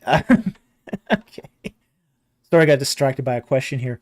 So anyway, thank you very much for the super chat, and I'm glad we were able to answer your question. It was a good question, so it's always a pleasure to do good questions, and we really appreciate the support. Wow, thank you so much. Very, very much appreciate it. Okay. Now we're going to go on to the non-super chats here. So we're almost pushing 2 hours, so we might get out of here early tonight.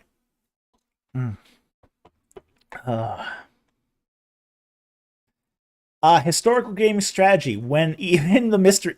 EC merch comes out, then it will be a main source of income. We have had so many requests for Mr. EC merchandise. Oh, wow. Seriously, if anyone knows how to do it. Look, if anyone knows how to do proper merchandising, merchandise, let us know. The Discord. Come onto our Discord server. Let us know. Because all the companies we've checked out, both you've checked out and I've checked out, they scam you. Yeah, we want to avoid the scammers. They take out all the money, or we've encountered some of these guys who are just they want to merchandise your stuff, but they don't want to pay you out. Yeah, we encountered one where it was like, well, the more units you sold, the less you got per unit. How does that work? And the more expensive it was. Yeah, the more expensive it was, like t-shirts, If you wanted to get $10 for your t-shirt, you had to charge like $125. Yeah. And they took 100 of it. Yeah, I mean, some of these places were charging, like, for a t-shirt $125, and you get $10 out of it. So it was bad deal all around.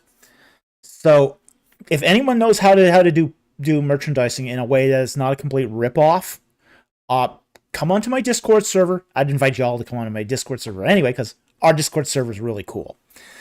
And let us know, give us some help here, because it's not something we are really familiar with. We don't know how to merchandise this stuff, but we're open to doing it at this point.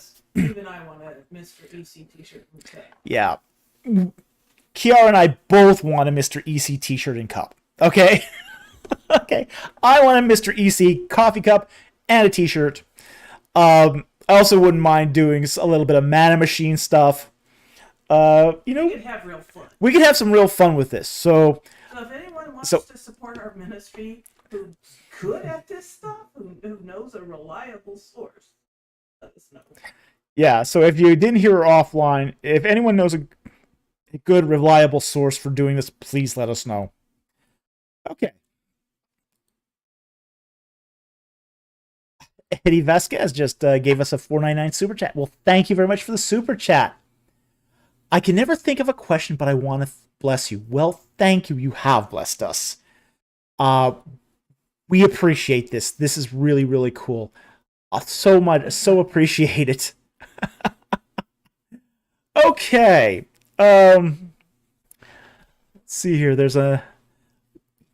But yes, thank you so much. It does bless us and it helps us greatly. So we really appreciate every super chat. Thank you so very much. Um, yeah, it's very helpful. So very, very much appreciate the super chat. Very much appreciate the sentiment. And, we are amazed that, we come on to here, we answer questions, and we get richly blessed in return. It's wonderful. Thank you so very much. And thank you for the super chat. Okay. What's the takeaway for $5? Thank you very much for the super chat. Asking for our friend M. Scotty. What is your opinion on the Norse mythology? Favorite gods, story lore, or something else? Ooh. Well,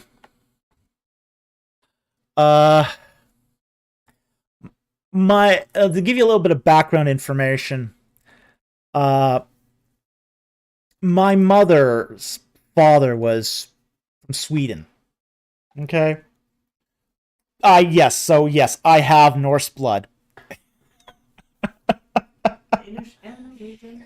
My wife has Danish and Norwegian blood. With a whole lot of So yes, but I wasn't raised on Norse mythology, so it wasn't something that, yeah, Scandinavian cuisine, sure. Okay.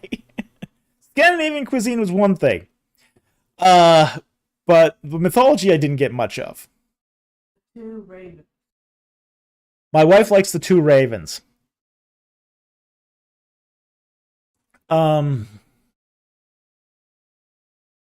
I don't have a huge opinion of Norse mythology. I'm vaguely familiar with it. The myth of Odin and Thor and the tree with the three fates. Um, so I have some familiarity with more Norse mythology, but it's not really something I was really into. I wasn't really into it as a kid. Vikings, sure. Okay, Vikings were cool. I loved Vikings as a kid. But mythology, not so much. It wasn't really. It wasn't a huge thing for me. Wasn't that interesting for me? Valhalla was kind of interesting, honestly. That's probably the only lore. The whole idea of dying in battle and going to Valhalla, where you get to fight some more. I kind of, that was kind of interesting. But that's about the limit of it. Again, was not much into Norse mythology as a kid. So didn't get into that. I mean, as a kid, I was a total Egyptophile. I was totally Egyptophile. Yeah, Egyptian. I mean, you have to understand. As a kid, I was already tinkering with hieroglyphs and all that stuff. So for me, I was always about Egypt, even as a small child. So didn't so much look at Norse mythology. But anyway, I do appreciate the super chat. That's probably the best I can say. Don't have really much of an opinion on it at all. Sorry. But I do appreciate the super chat. Thank you very much for the super chat, and I very, very much appreciate it. Okay, we have a super chat from Aleko for $5 Australian. Thank you very much for the super chat. Shabbat Shalom, Falkers, and everyone. Well, Shabbat Shalom to you. I don't see a question here, but I thank you very much for the super chat. Very, very much appreciated. I do, as I said, every super chat helps us. We very, very much appreciate it. It helps us continue to do work. Now, for everybody, just keeping everyone on the same page, what we've been working on recently is this upcoming discussion with Tights Kennedy. That's probably been the big thing on my map. It's consumed all my time for like the last 6 weeks. So just sort of getting it in my head. So that's probably one of the reasons why I haven't been so active on, say, some of the servers like the Discord and on my comment section in YouTube, because that has really taken my focus. So it should be a very, very interesting discussion. But that's what we've been working on, is trying to give the best case for the late Exodus date. It's finally being Monday. And this is finally happening on Monday. I got the final confirmation from Sean McDowell today. Got the link for Monday, not the public link, but the private one. When the public link is up, we'll put those links on the community section of the channel, so that everyone knows where to tune in. And we are going to have the after party at 4. And we're going to do something unique for the after party if you missed the beginning of the live stream, which is we're actually going to use StreamYard so that people can come in and actually talk face-to-face with me, or at least chat to chat with me. So instead of being a monologue, it will be a true dialogue, and we will talk about everything that happened on, or at least what interested people who come in and want to discuss the debate, the discussion. So I'm hoping for a civil discussion, and we will see what happens. Stuff like this can be a surprise. Sometimes it can be very productive and a very cordial discussion. Sometimes it's less so. All that's in God's hands. Debate in the morning. So debate in the morning at 10:30 a.m. and then in the afternoon at 4 p.m. Pacific time, it'll be the after party. So this will be awesome. As Brick Creation just said, this will be awesome. I'm very much looking forward to this. It's been a long time coming. It's been something that the early daters honestly have not been able to field a good somebody really, really knowledgeable in the field for a long time.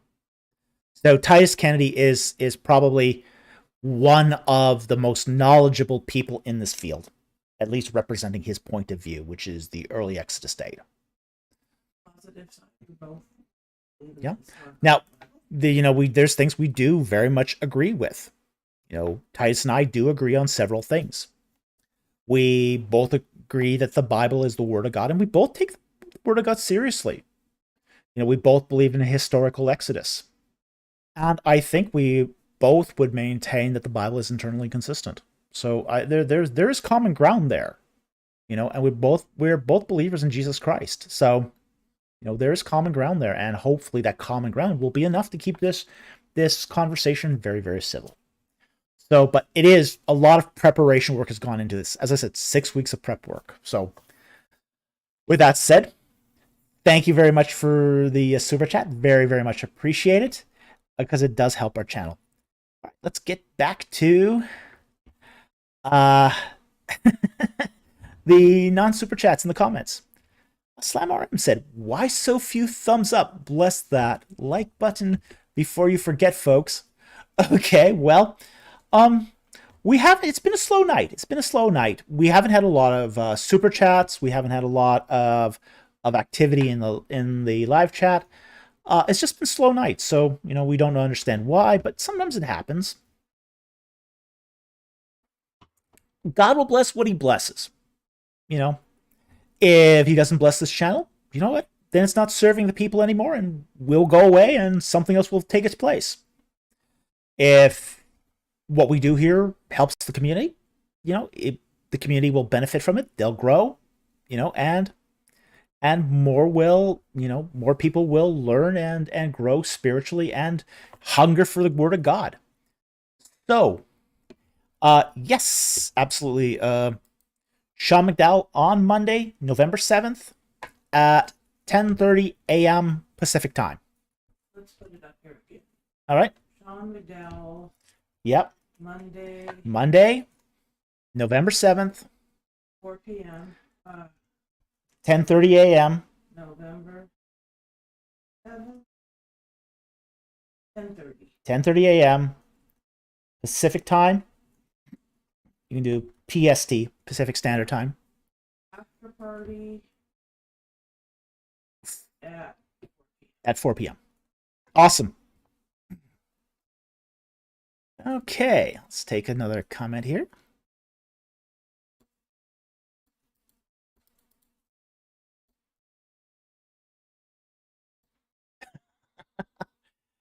Mr. EC Mana Machine Popcorn Bowls. Oh yeah, would love that too. Especially the Mana Machine bowls. I need a manufacturer for popcorn. Popcorn popper with that some shaped like a Mana Machine. Now that you're talking, yeah. Yeah, I don't think we'll get that. Angelica Reyes says, "Hello, I'd like to know what type of insect is that on your front cover. It's a scarab, which is a very nice way of saying a dung beetle. Scarab sounds so much better.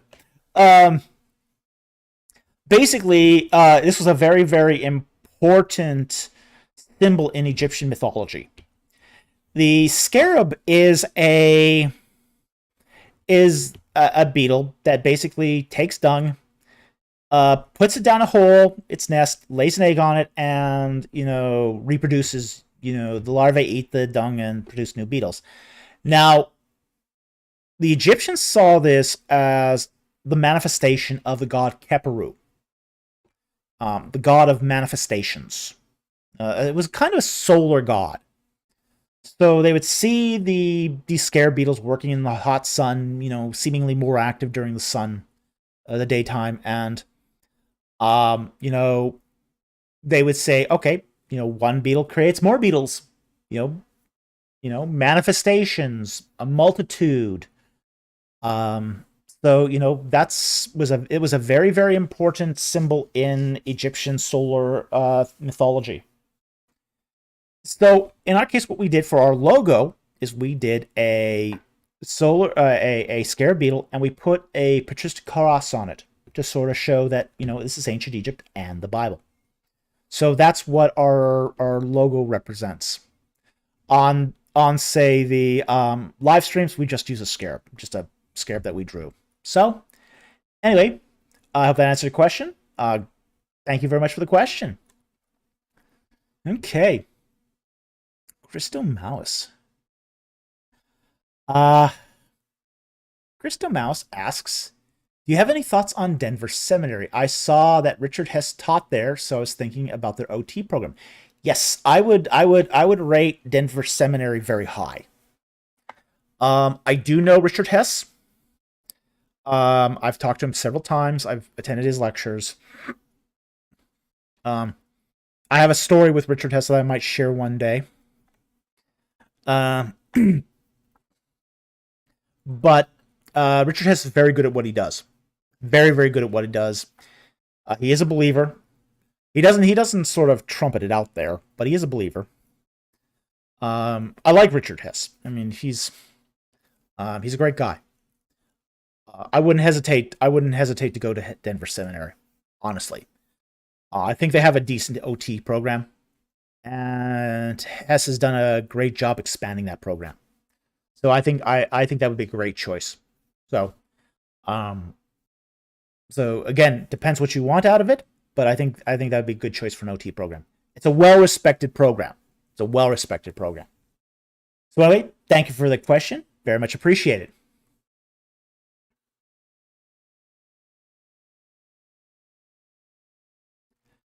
Okay, take this from two questions from Saint Ronan. Hard choice. Okay. Good evening, Dr. Falk. Before Muhammad started his conquest, was he an Amalekite or a Canaanite at first?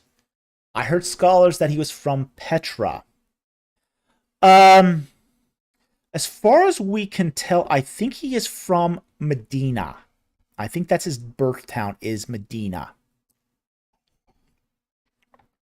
So he's not an Amalekite and he's not a Canaanite. Basically, already by the time of Muhammad, the Arabian Peninsula had been occupied by Arabic tribes. Okay? Now, the Arabic tribes had taken over from the Midianites, basically Midianites being Ishmaelites. So they drove out the Ishmaelites out of Midian and basically forced them into what became Edom and to some extent Moab. So basically, Edom and Moab are sort of the last gasp of the Ishmaelites. And you could even make the case that the Edomian kingdom is sort of the last Ishmaelite kingdom. But Muhammad himself is a descendant of the Arabic tribes. Now, this is a group of Semites that migrated from, say, the eastern side of the the Saudi Arabian Peninsula, driving out the Midianites out of Midian, and then sort of taking over the entire Saudi Peninsula. So that's sort of his heritage. And as I said, I believe he comes from Medina. Now we have to understand that Petra at the time of Muhammad had already been abandoned. Petra was long abandoned. It was abandoned around 200 AD. So it had already been abandoned for about 400 years by the time of Muhammad. And part of the reason it was abandoned was because its water supply had been broken. Petra had to actually pipe water in. It piped it from a spring using essentially a cobbled together piping system, and a very interesting piping system. They basically made these short ceramic pipes that were two halves, top half and the bottom half. And they made it so that the bottom half, one end, would insert into the other. So this would retain water and prevent evaporation as it was being channeled down the mountainside. Very, very innovative system of water transport. Well, what happened was that water system broke. The pipes broke, essentially. And that forced people to leave Petra. There was no more water coming in. And there wasn't the infrastructure anymore around the 2nd, 3rd century AD to repair that. So without that support, they just had to abandon the city. So Muhammad would not have, in all likelihood, been from Petra, but it seems more likely he was from Medina, and that seems to be what is his origin. And by the time of Muhammad in the 6th century, the whole Saudi peninsula was essentially of Arabic descent. So, not Canaanite, not Amalekite, Arabic. Different set of tribes. So anyway, thank you very much for the question. Very much appreciated. Okay. Let's see what else we have here.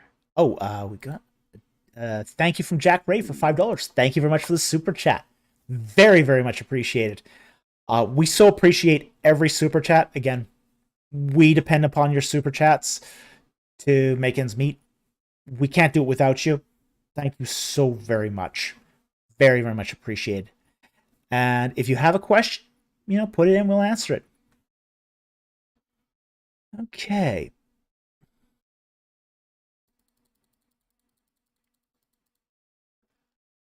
Let's see here. Now this one I'm gonna have to be contrarian here. Last one from St. Rowan. Eddie Van Halen or Bach? Who's got more musical power? Yeah, I'm voting an old regular here. I'm sorry, I'm still gonna have to go with Bach on this one. When it comes to musical power. Now, okay, I will say this. In a cage match, Eddie Van Halen will win. But you're talking musical power, okay? Not cage matches. So I'll still have to go with Bach here. If it was a cage match, yeah, Eddie Van Halen. But musical power, I still hand it to Bach. I have a hard time, trumping Bach on just about anything musical because, the guy was just a genius. Absolute genius. Anyway, thank you for the question. All right, let's see what else we have here. Okay, and Brick Creation, will there be popcorn? Only if you bring it. Okay.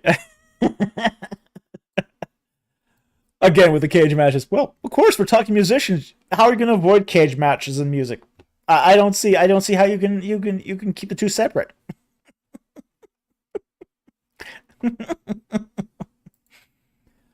Right. Let's see. Uh-huh.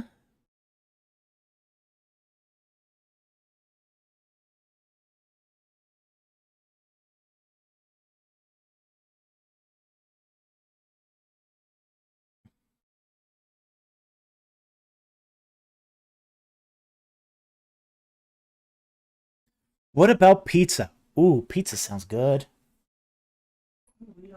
We ought to have pizza for our after party. Yeah, pizza does sound delicious. Actually, that's a personal. Yeah, we haven't prepared for food for us for that day. We should probably think about that.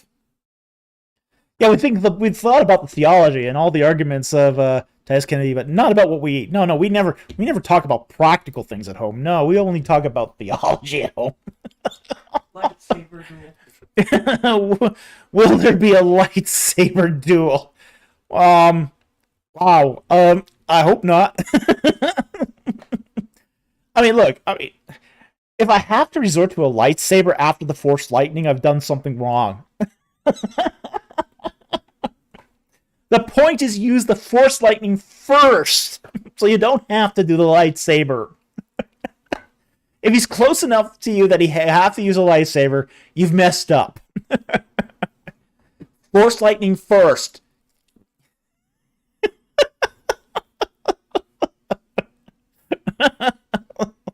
Never let him so close that he can use a lightsaber. Just being silly. Get him 20 feet across the room with the Force Lightning and be done with him. Let's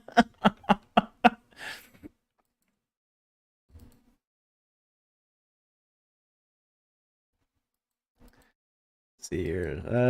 Non-superchats.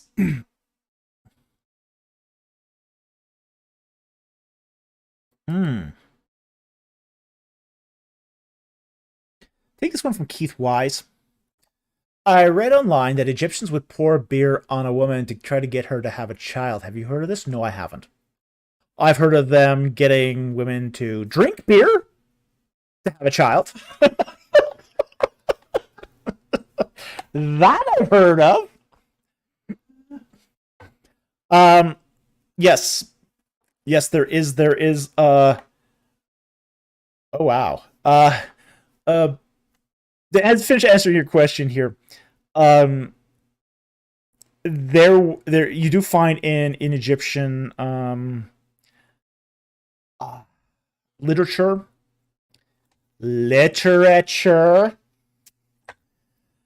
a connection between intoxication with narcotics and conception. Okay. Lotus, the juice of the lotus plant mixed with wine is a powerful intoxicant. Fertility rituals often use this combination. So, women getting intoxicated to conceive was something that they did in Egypt. I've never heard of beer being poured on a woman to get her to conceive. Beer, you have to kind of understand, in Egypt, beer was not to get drunk. Beer was for water purification. It was so low in alcohol that you really couldn't get drunk on beer in Egypt. So it didn't have that sort of mystique that it has in, say, the West. In the West, our beers are potent enough that people can actually get intoxicated on our beers. Not so in Egypt. You'd have to drink an awful lot of beer in Egypt to get intoxicated. It was only between 1.5% to 3%. Very, very low in alcohol. So you had to drink a lot of beer. Like a gallon of beer to get drunk. So, it wasn't something that people used to get drunk. They got drunk on wine. Wine, and if they really wanted to get hammered, wine mixed with lotus. And they would use that for fertility. So that was much more common. So anyway, thank you very much for the question. Very much appreciate it. I hope that answered your question.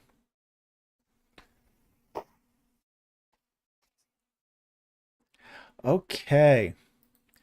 Wow, we just got a really, really generous super chat from Jack Ray. Wow. Thank you very much for that super chat. Very, very much appreciated. Wow, that is just incredibly generous. Very, very much appreciate this. And he says, oh, nice idea. Here's something for debate, food and drink, pizza or whatever. Well, thank you so much. I guess we're having pizza. Cool. Wow. Very much appreciate this. This is really helping us. So, thank you so very much. It's gifts like this. I mean, every gift's important to us. Every gift helps us out. But extra generous gifts like this are very, very helpful. And we really appreciate it. And we don't take this for granted. We know that people do give sacrificially. And thank you so very much.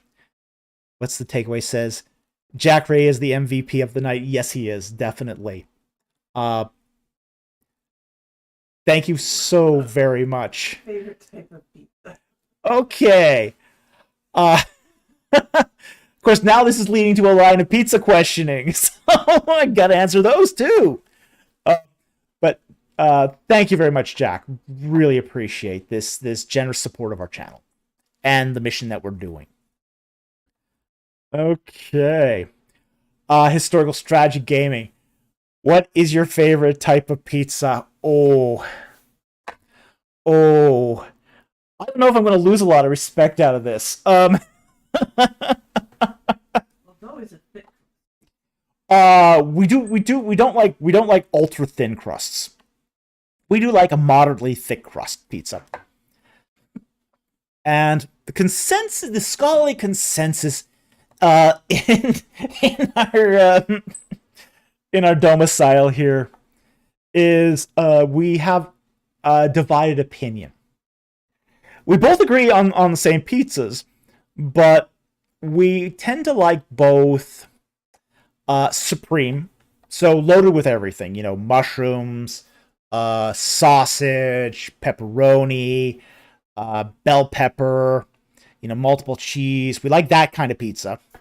We also like the ham and pineapple. There's just something about that's, it's like a dessert pizza, and it's just, we both really like it. So we both like both types. And so we'll sometimes alternate between, say, supreme and ham and pineapple. Yeah, I know some people say that's not real pizza, but, I live on the West Coast. It seems to be more accepted here. But ooh, okay, interesting. I knew I liked you guys. Cole Walker had interesting. Ham, pineapple, bacon, jalapeno, banana pepper with Alfredo sauce. Interesting.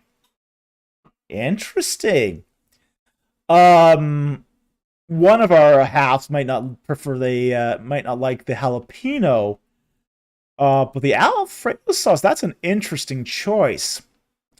There was a heresy.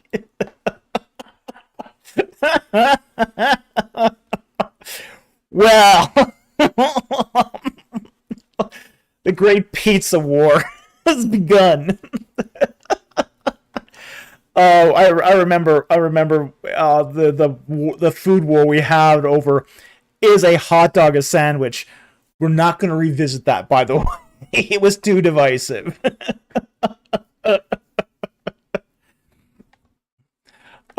Historical strategy gaming. We have a local store here that sells barbecue pizza. Yeah, I've had barbecue pizza. It's not bad. It's not bad. I've even had anchovies on pizza and really enjoyed it. But you know, the thing is, one of the things I've discovered with like anchovies on pizza is it really depends on the type of anchovy. The little thin ones are not so good on pizza. They're not great on pizza.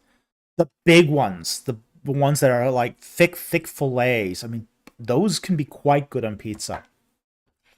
So, you know, I don't go out. I've never gone out of my way to order an anchovy pizza, but I had anchovy pizza once. You know, an unlimited supply of it, and it was just like, you know, 7 slices in, and I'm just going, oh my gosh, I'm just like addicted to this. I mean, it was like being Dr. Zoidberg, you know, eating the anchovies, you know.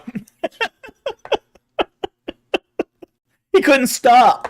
And I found I was like that. I couldn't stop eating the anchovy pizza. It was just like, oh, he goes, it's salty and savory, and for some reason I can't stop eating it. It was terrible. Okay. So let's take a few more non-super chats. Make sure we cover as many as we can. Let's see here. I'm going to take this one from Lost in Victory here. He asks, both Mesopotamia and Egypt were irrigated lands. Yes, both cases they were. Do you think this has any bearing on Genesis 2, 5-6? Let's take a look at that Bible, and let's see. Bring up the Bible. Genesis 2. Verses 5-6. Okay. 5 says, now no shrub on the field was yet on the earth, and no plant of the field had yet sprouted, for the Lord had not sent rain upon the earth, and there was no man to cultivate the ground. Okay. Now, the fact that Mesopotamia and Egypt were both irrigated lands, we are looking at Genesis through, say, a scope, a telescope, as it were. Genesis was written during the wandering. I mean, set to paper. I don't mean like its original myths or mytho-histories, but when it was committed to paper or papyrus or parchment. It was done so when Moses was leading the children of Israel through the Sinai. So they're coming out of an agricultural culture being in Egypt. So the whole process of cultivation, they would have been intimately familiar with all of this. And verse 6, but a mist used to rise up from the earth and water the whole surface of the ground. Okay. I don't necessarily think this is bearing on Genesis 2, 5-6, but there does seem to be influence here. It is there is this idea in Genesis that agriculture is already a given. Okay. Now, this could be retrojection, honestly. That you know, Moses is already writing from the perspective of someone who lived in an agricultural community, being, say, the lands of Goshen. The lands of Goshen were heavily agricultural. So Moses is going to be writing from that perspective. So, like, for example, when we see the incidents of Cain and Abel, you know, Cain's offering vegetables. You know, he's not just hunting and gathering that. He's cultivating that. Abel is is offering a blood sacrifice. Again, the product of a pastoral lifestyle. So we can't ignore here that some of what's being written in the subtext of Genesis is the tension between agrarian culture and pastorist culture. In some respects, Genesis is an attempt to move the people of Israel from a agrarian culture that is set around cities, large, massive cities, to a pastoral life that is more set around smaller villages, more distributed. So there is a tension in Genesis between, say, farming life and shepherd life. So this is why you are going to get little snippets of agricultural language throughout the book of Genesis, because it is trying to reinculturate the Israelites, because they're the audience for whom this is being written to. Not necessarily for, but to. You know, as what's his name now? John Walton says, the Bible is written for us, but not to us. For us to understand the message for us, we have to understand how it is being received to the audiences it is being written to. Okay? So here we have to understand that this is being written to basically Egyptian city slickers. Egyptian city slickers that have all the benefits of agrarian farming culture. It's being written to them to prepare them for a nomadic, sojourning, pastoral lifestyle. It's to take the Egypt out of the Israelites, or at least some of the more negative aspects of Egyptian culture. And that's to get the Israelites in a state where they're dependent upon God for everything. Their livelihood, their posterity, and ultimately to create a relationship between Yahweh and the Israelites. So anyway, thank you very much for that question. It's a good question, and I hope I answered it. Okay. I got a super chat here from John Febeck for $19.99. Thank you very much for the super chat. Very, very much appreciated. Do we find any parallels to Genesis 1:11 from the writings discovered in the region of Mesopotamia where Abraham was from?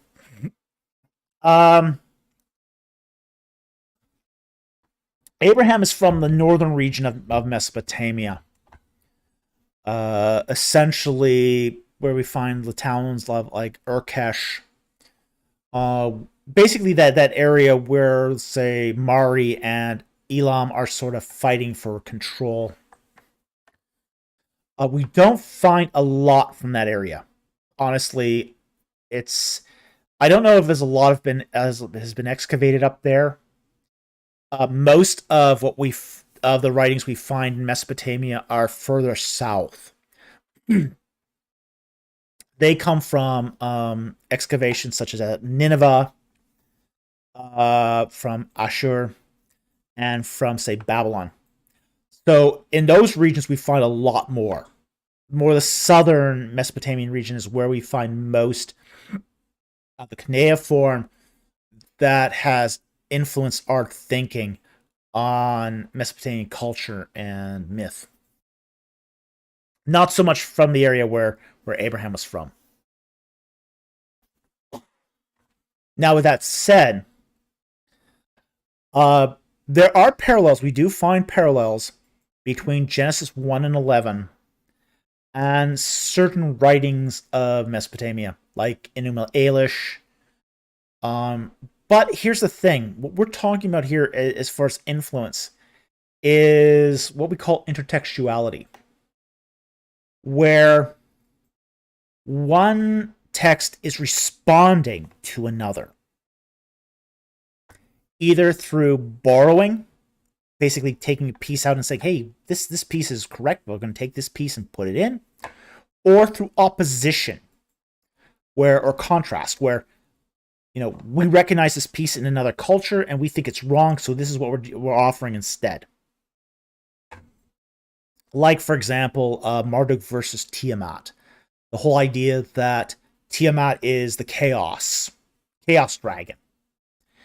And Marduk slays Tiamat. Half of it, part of it, Tiamat becomes the heavens, part of it becomes earth and the ocean. Okay. And it's an epic cycle of Marduk defeating chaos in this epic struggle that ends up becoming creation. Well, Genesis 1, is the antithesis of this. It's basically saying that there was no struggle. It's fiat creation. God says, let there be light. It was light. God says, let the waters separate. Waters separate. Dry land appears. No problem for God at all. No struggle. No epic fight. Creates the sun, moon, night, light for day, light for night, and the stars in the sky. Yeah, it's just a regular course in the day for God. God doesn't break a sweat when he does creation. This is radically different from the Mesopotamian myths. And, these are, and the particular bodies that Genesis 1, talks about does correlate to Mesopotamian myth. Shemesh is the sun god. You have the moon god. Sin. There's Mesopotamian myth being alluded to in Genesis 1. But there's also Egyptian myth being alluded to in Genesis 1 as well. You do have that fiat creation that we find in say, the Ptah myth. The Ptah creation myth. And the Genesis myth seems to be, this aspect of Egyptian myth seems to be correct, so we're going to appeal to it. So, you do get both aspects here. And this is why I call Genesis 1 anti-myth. The whole book of Genesis is anti-myth. It's instead of myth. When the Israelites come out of the land of Egypt, they're a mixed multitude. Everybody is coming out with their own creation myth. You got Nubians. You got Egyptians. You got Amoritic Semites. Some are, from other parts of Canaan. You got Libyans. You got Magi. You got the sons of Jacob. You got all these different people groups that are moving out. And even within a particular people group, you don't have one creation myth. You can have several creation myths in the same people group. Like we find amongst the Egyptians, there's multiple creation myths. So,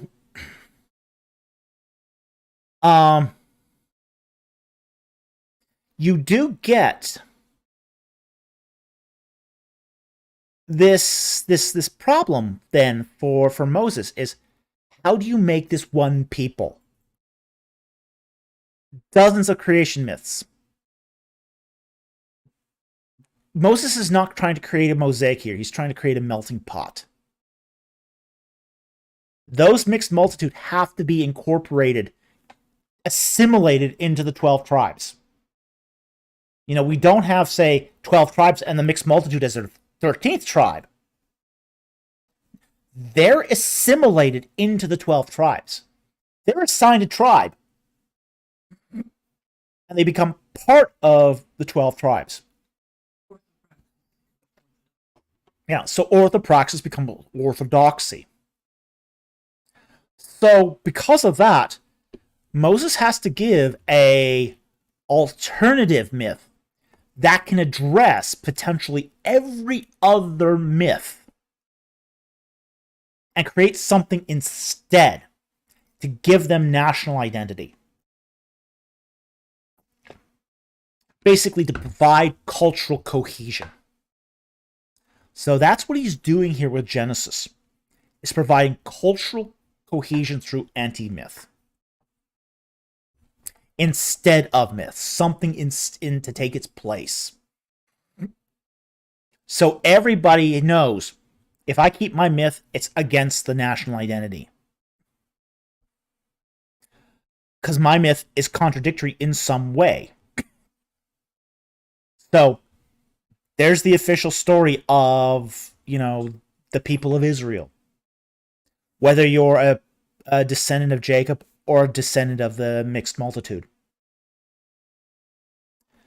So Genesis 1 through 11 is very, very much engaged in intertextuality. Sometimes borrowing, sometimes in criticism. But it is all with that anti-myth motif in mind. So anyway, thank you very much for the super chat. I very, very much appreciate it. And I hope that answered your question.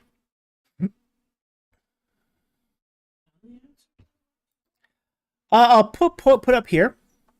What is the historical background of the Song of the Three Youths in the Furnace that is in Orthodox and Catholic Book of Daniel, but not in Protestant Bibles? I was not aware that there is a difference here.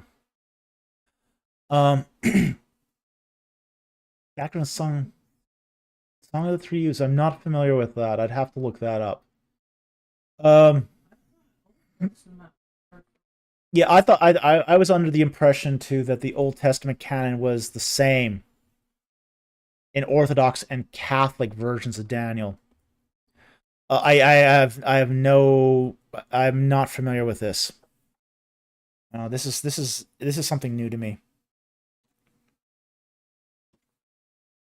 Apparently, Daniel 3:23 in some translations of the Bible. Prayer of Azira and. Yeah, I'll have to look into that some more. Let me look into that some more and get back to you on that, because that's going to take a little bit of looking up. Because this, as I say, this is something I've never encountered before. It is apparently a thing, but it's just not something I've ever had to deal with. So let me look it up and get back to you. Okay. All right. Next, we'll do this next live stream when I've had a chance to look at this. Okay. So. Take a couple more super chats. We're gone 2 hours and 40 minutes. So I'm going to do a couple more non-super chats, and then we will probably call it a night. Because I can. I have been getting up at 5:30 in the morning not 5:30, 5 in the morning. For my day job. So a little tired. But very happy to be here. So, okay. I'll take this one from Darkblade. It's a grammatical question. I love grammatical questions. Okay. Darkblade asks, is you, the relief followed by the quail chick, a particle for the indicative grammatical mood? No. Okay, it's particle. Now, for those who don't know anything about Egyptian grammar, this is a grammatical question. This is totally this is geek question par excellence. Okay. For those of you who know Middle Egyptian, a sentence, a normal, let's just say, independent clause begins with this particle, which is a reed leaf and a quail chick, and it's pronounced you. Okay? Nobody knows what you actually means. And there's Polotsky guessed it was a form of the verb. More Gardnerian views of the Egyptian language will say it's just a particle. Now, my Dr. Votter at the University of Liverpool did his doctoral dissertation on this particle. That was the subject of his doctoral dissertation. And what he concluded was, we have no idea what the particle you means, or and it's impossible to figure it out. Okay. Now, the meaning, the use of the particle does change. That much we know. For Middle Egyptian, it is it begins a declarative sentence. Basically, or I say an independent clause of, say, a just a typical what's it called now?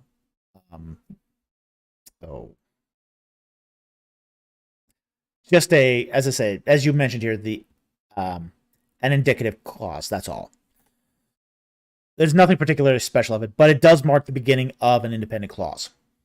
Okay, so you, in Middle Egyptian, when you're looking at, say, where's the beginning of the sentence, you look for a you. In most cases. Now, there's some cases where you wouldn't. Like a second tense Sejimen F clause would not start with a you, for example. But, it's very, very common for independent clauses in Middle Egyptian to begin with a you. Now, in Late Egyptian, independent clauses don't start with a you. A you is a marker in Late Egyptian for a subordinate clause. So if you see a you in Late Egyptian, it means that you're already past the independent clause and onto a subordinate clause. So it's a particle that changes over time. We don't know. But we do find it in declarative sentences. We do find it in, say, subordinate clauses in Late Egyptian, and it is one of those constructions that, again, we just don't know what it means, but it's consistent. It's pretty consistent across the board as far as Middle Egyptian goes, and its usage in Late Egyptian.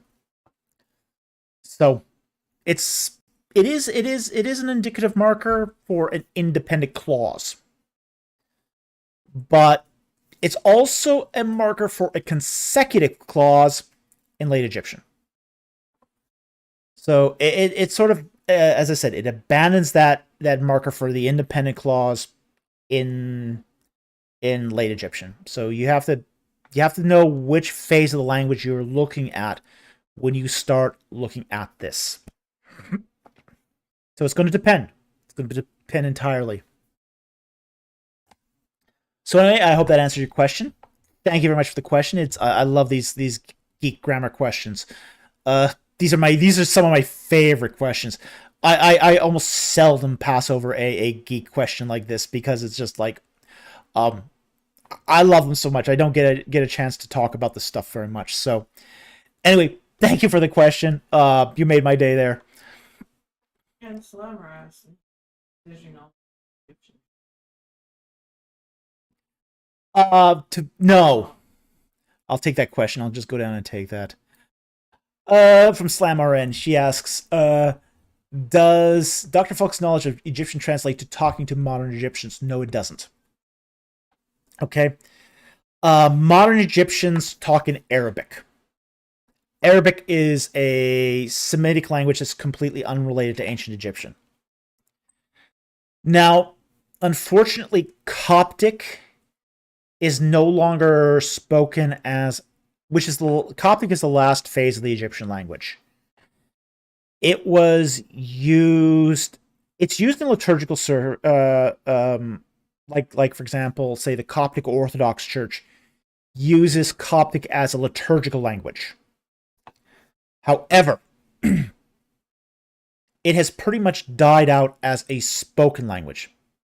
There are only 2 families in Egypt that still speak Coptic as a spoken language. Very rare now. It's one of those endangered languages. They estimate that in roughly 50 years, Coptic will cease as a spoken language. It's really unfortunate. It's really unfortunate. It is one of those languages that deserves to be preserved. But unfortunately, not a lot has been done to preserve the spoken language of Coptic. But as I said, very rare these days. Egypt is pretty much a 100% Arabic-speaking country now. So, doesn't help when talking to Egyptians. Frankly, you're better off with English. Most Egyptians will speak some English. But it does impress the heck out of me. You can read the hieroglyphs and you explain more to Egyptians. Well, yes, the Egyptians are impressed when you can actually read the hieroglyphs, but but it doesn't help you communicate with Egyptians. You're much better off with English or Arabic. I mean, Arabic they all speak. They all speak the Arabic. Most of them will speak at least a smattering of English. Some of them will even speak French. But almost none of them will speak Coptic anymore, or any ancient dialect of Egyptian. So, anyway, I hope that answers your question. Thank you for the question. It is a good question. Okay, we have 2 more super chats. One from Andrew Mansour for $10 Canadian. Thank you very much for the super chat. Very much appreciated. Hi, Doctor. Long time. Well, it's good to see you back here. Speaking of Egyptian myth, growing up Coptic, I was told never to leave my shoes upside down, as if you're showing your foot to God, as in don't offend the gods. Yes, I've heard. I have not only heard of this, I've experienced this. I was in the Egyptian airport once. And I was sitting at a bench. My legs were crossed. And this old guy with 2 wives comes and sits on the bench. I was there first. And he starts chewing me out for having the bottom of my foot exposed to him. Okay? He starts chewing me out. You know, as I said, I was there first. You know, I was alone on the bench. He comes by, and as I said, he sits down with his 2 wives, and he's really angry. Really angry that I have the bottom of my foot shown to him. Really insulted.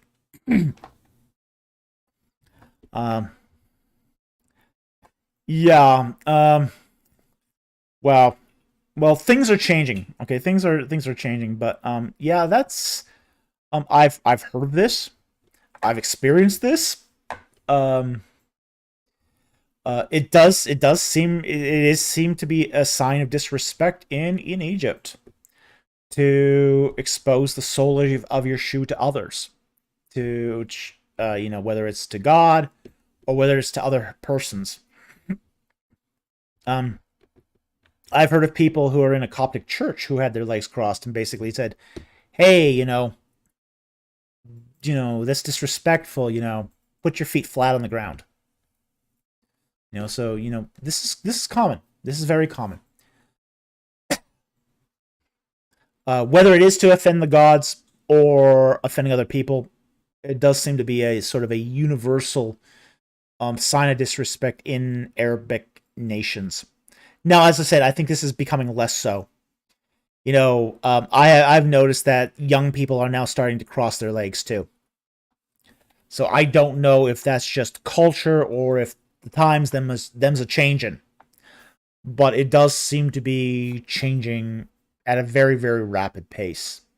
So I don't know how much longer this will still be a insulting thing, but given how radically Egypt has changed over the last, say, even just 10 years, it wouldn't surprise me if these customs start dying. So, anyway, it's good to see you back here tonight. Thank you very much for the super chat. I very much appreciated. And I hope that answered your question. Thank you so very much. Okay. We got another super chat here from Johan Snyman for 140 South African. Thank you very much for the super chat. Very much appreciated. Hi, Dr. Falk. Any advice on how to explain to someone why Christians believe in the divine inspiration of Scripture and why we don't think we've got a Bible now that doesn't say something different from 1,000 years ago? Okay. You should have every version of it. Okay. Here's the long and the short of it. Is the fact is that it doesn't say something different from 1,000 years ago because we've got versions of it that are older than 1,000 years. Essentially. Your second question here is actually easier to answer. We have got manuscripts of the Bible, full manuscripts of the Bible, or at least the New Testament, that date back to the 3rd century. We got fragments that go up to the very, very early 2nd century. Those Greek manuscripts have not fundamentally changed. They're almost the same. There's some typos, there's some variance in spelling. There's no real substantive difference. Nothing that would change any particular doctrine or belief. So the Bible we have today is pretty much, especially some of the newer ones, such as, say, critical editions of the Greek text are very, very similar to the texts we find in, say, the 3rd and 4th century. Like the Codex Sinaiticus, the Codex Alexandrinus, even the Western types like the Codex Vaticanus. So we do have today, our Greek manuscripts are much, much better than, say, those of 100 years ago, and more closely what we would have found to the writing of the New Testament than even 1,000 years ago. So we have to keep that in consideration. We also have more manuscripts of, say, the Old Testament. The King James Version of the Old Testament was not, based upon a very good version. It was just sort of what was in circulation at the time. And the provenance of that Old Testament manuscript was not very good. Today, now, we have, the Masoretic texts. We've got the Dead Sea Scrolls. We've got the Samaritan Pentateuch. We've got the Septuagint. We've got a lot of resources now for doing textual criticism of the Old Testament in such a way that we can say with confidence that 90% of the Old Testament has been pretty much preserved. And the remaining 5% we could probably figure out if we do the proper text critical work. So there isn't a huge difference. I mean, here's the thing. The massive amounts of text that have been preserved through history is unlike any other ancient document. Like, for example, I think there's like 6 manuscripts of the lives of the Caesars. or not Lives of Caesar, sorry, the writings of Julius Caesar. So, there isn't a lot of manuscripts to go on there. We have hundreds of manuscripts of the Bible, hundreds of them. I mean, we're drowning in material that we can do textual comparison. So there hasn't been substantial changes. So that one's a no-brainer. When we look at, say, the original Greek and Hebrew manuscripts. Now, the previous question. How do you explain why Christians believe in the divine inspiration of Scripture? That one's a harder one to explain. Some of it comes from Scripture itself, like the book of Timothy, where it says that all Scripture is God-breathed and is profitable for teaching, correction, reproof, and I think it was one other in there. But the fact is that the idea of God-breathed, that Scripture is God-breathed, that the Spirit of God has gone into the creation of Scripture. Okay. And that the writers of Scripture have been divinely prepared for the process. There is a difference, too, between, say, inspiration and inerrancy. And the two are different. And to sort of say inspiration of Scripture is sort of to confuse the two. The writers of Scripture are inspired. Scripture is inerrant. So we have to be careful here not to do a category error also. The inspiration of the writer is that God prepares the writer through his life, through his experiences, through providence, for the task of writing Scripture. That when he comes to the text, that he has everything he needs to write the message of God. Whether that's through life experiences, through his reading habits, through his disappointments, his tragedies, his education, his job experience. Everything God has prepared him so that when he puts pen to paper, he is communicating the words of God through as the instrument of God. That's what it means to be inspired.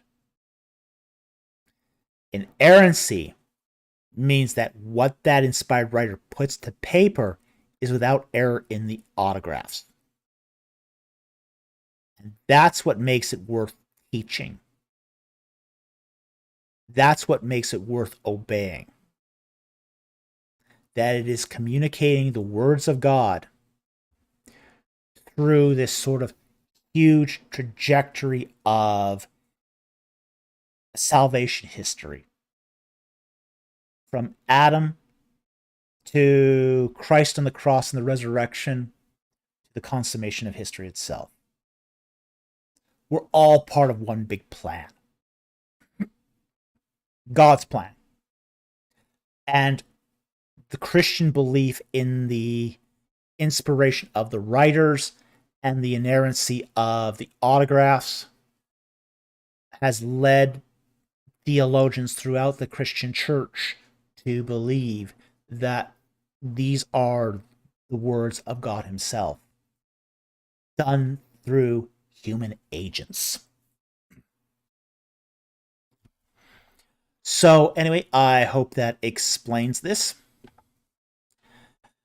This is not to say that the texts we have today are without error, but it does say that, despite the error, God's message still survives.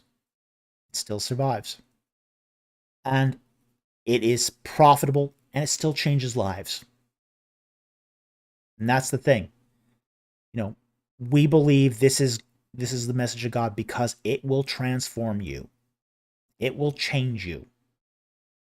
It will turn your life around. As Christ said to the disciples, "Will you leave me?" And Peter said, "Where are we to go?" You have the words of life. These are the words of life. These are the words of life. So anyway, thank you very much for the super chat. Very, very much appreciated, and I hope that answered your question. Okay. I will take a cup. Okay, we've hit the 3-hour mark. I'm going to take 2 more non-super chats, and then we will call it. Because I've already taken a lot of non-super chats tonight, so...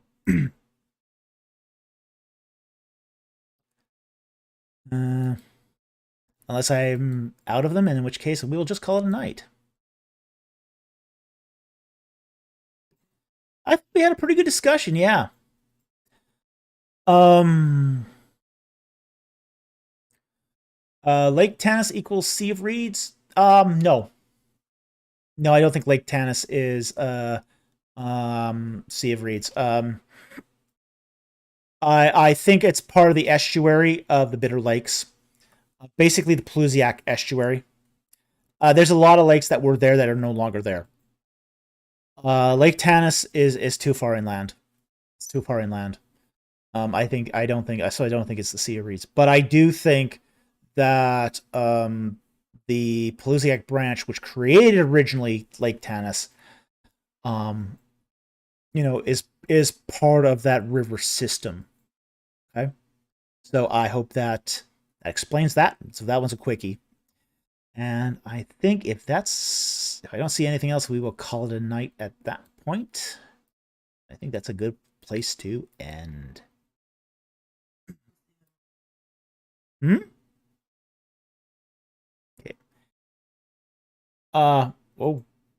Brian Peachy says he's got a question coming. Well, you better be fast. As we're going to start to wrap up. Okay? So, I want to remind everybody of the upcoming debate or discussion on Monday. I've mentioned it twice already, but why not a third time? Basically on Monday, 10:30 a.m. Pacific Standard Time on Sean McDowell's channel, I'm having a discussion on the date of the Exodus with Titus Kennedy. He's going to represent the early date of the Exodus. I'm going to represent the late date of the Exodus. We're both well-educated in this field. Should be a very interesting discussion. All right. I'm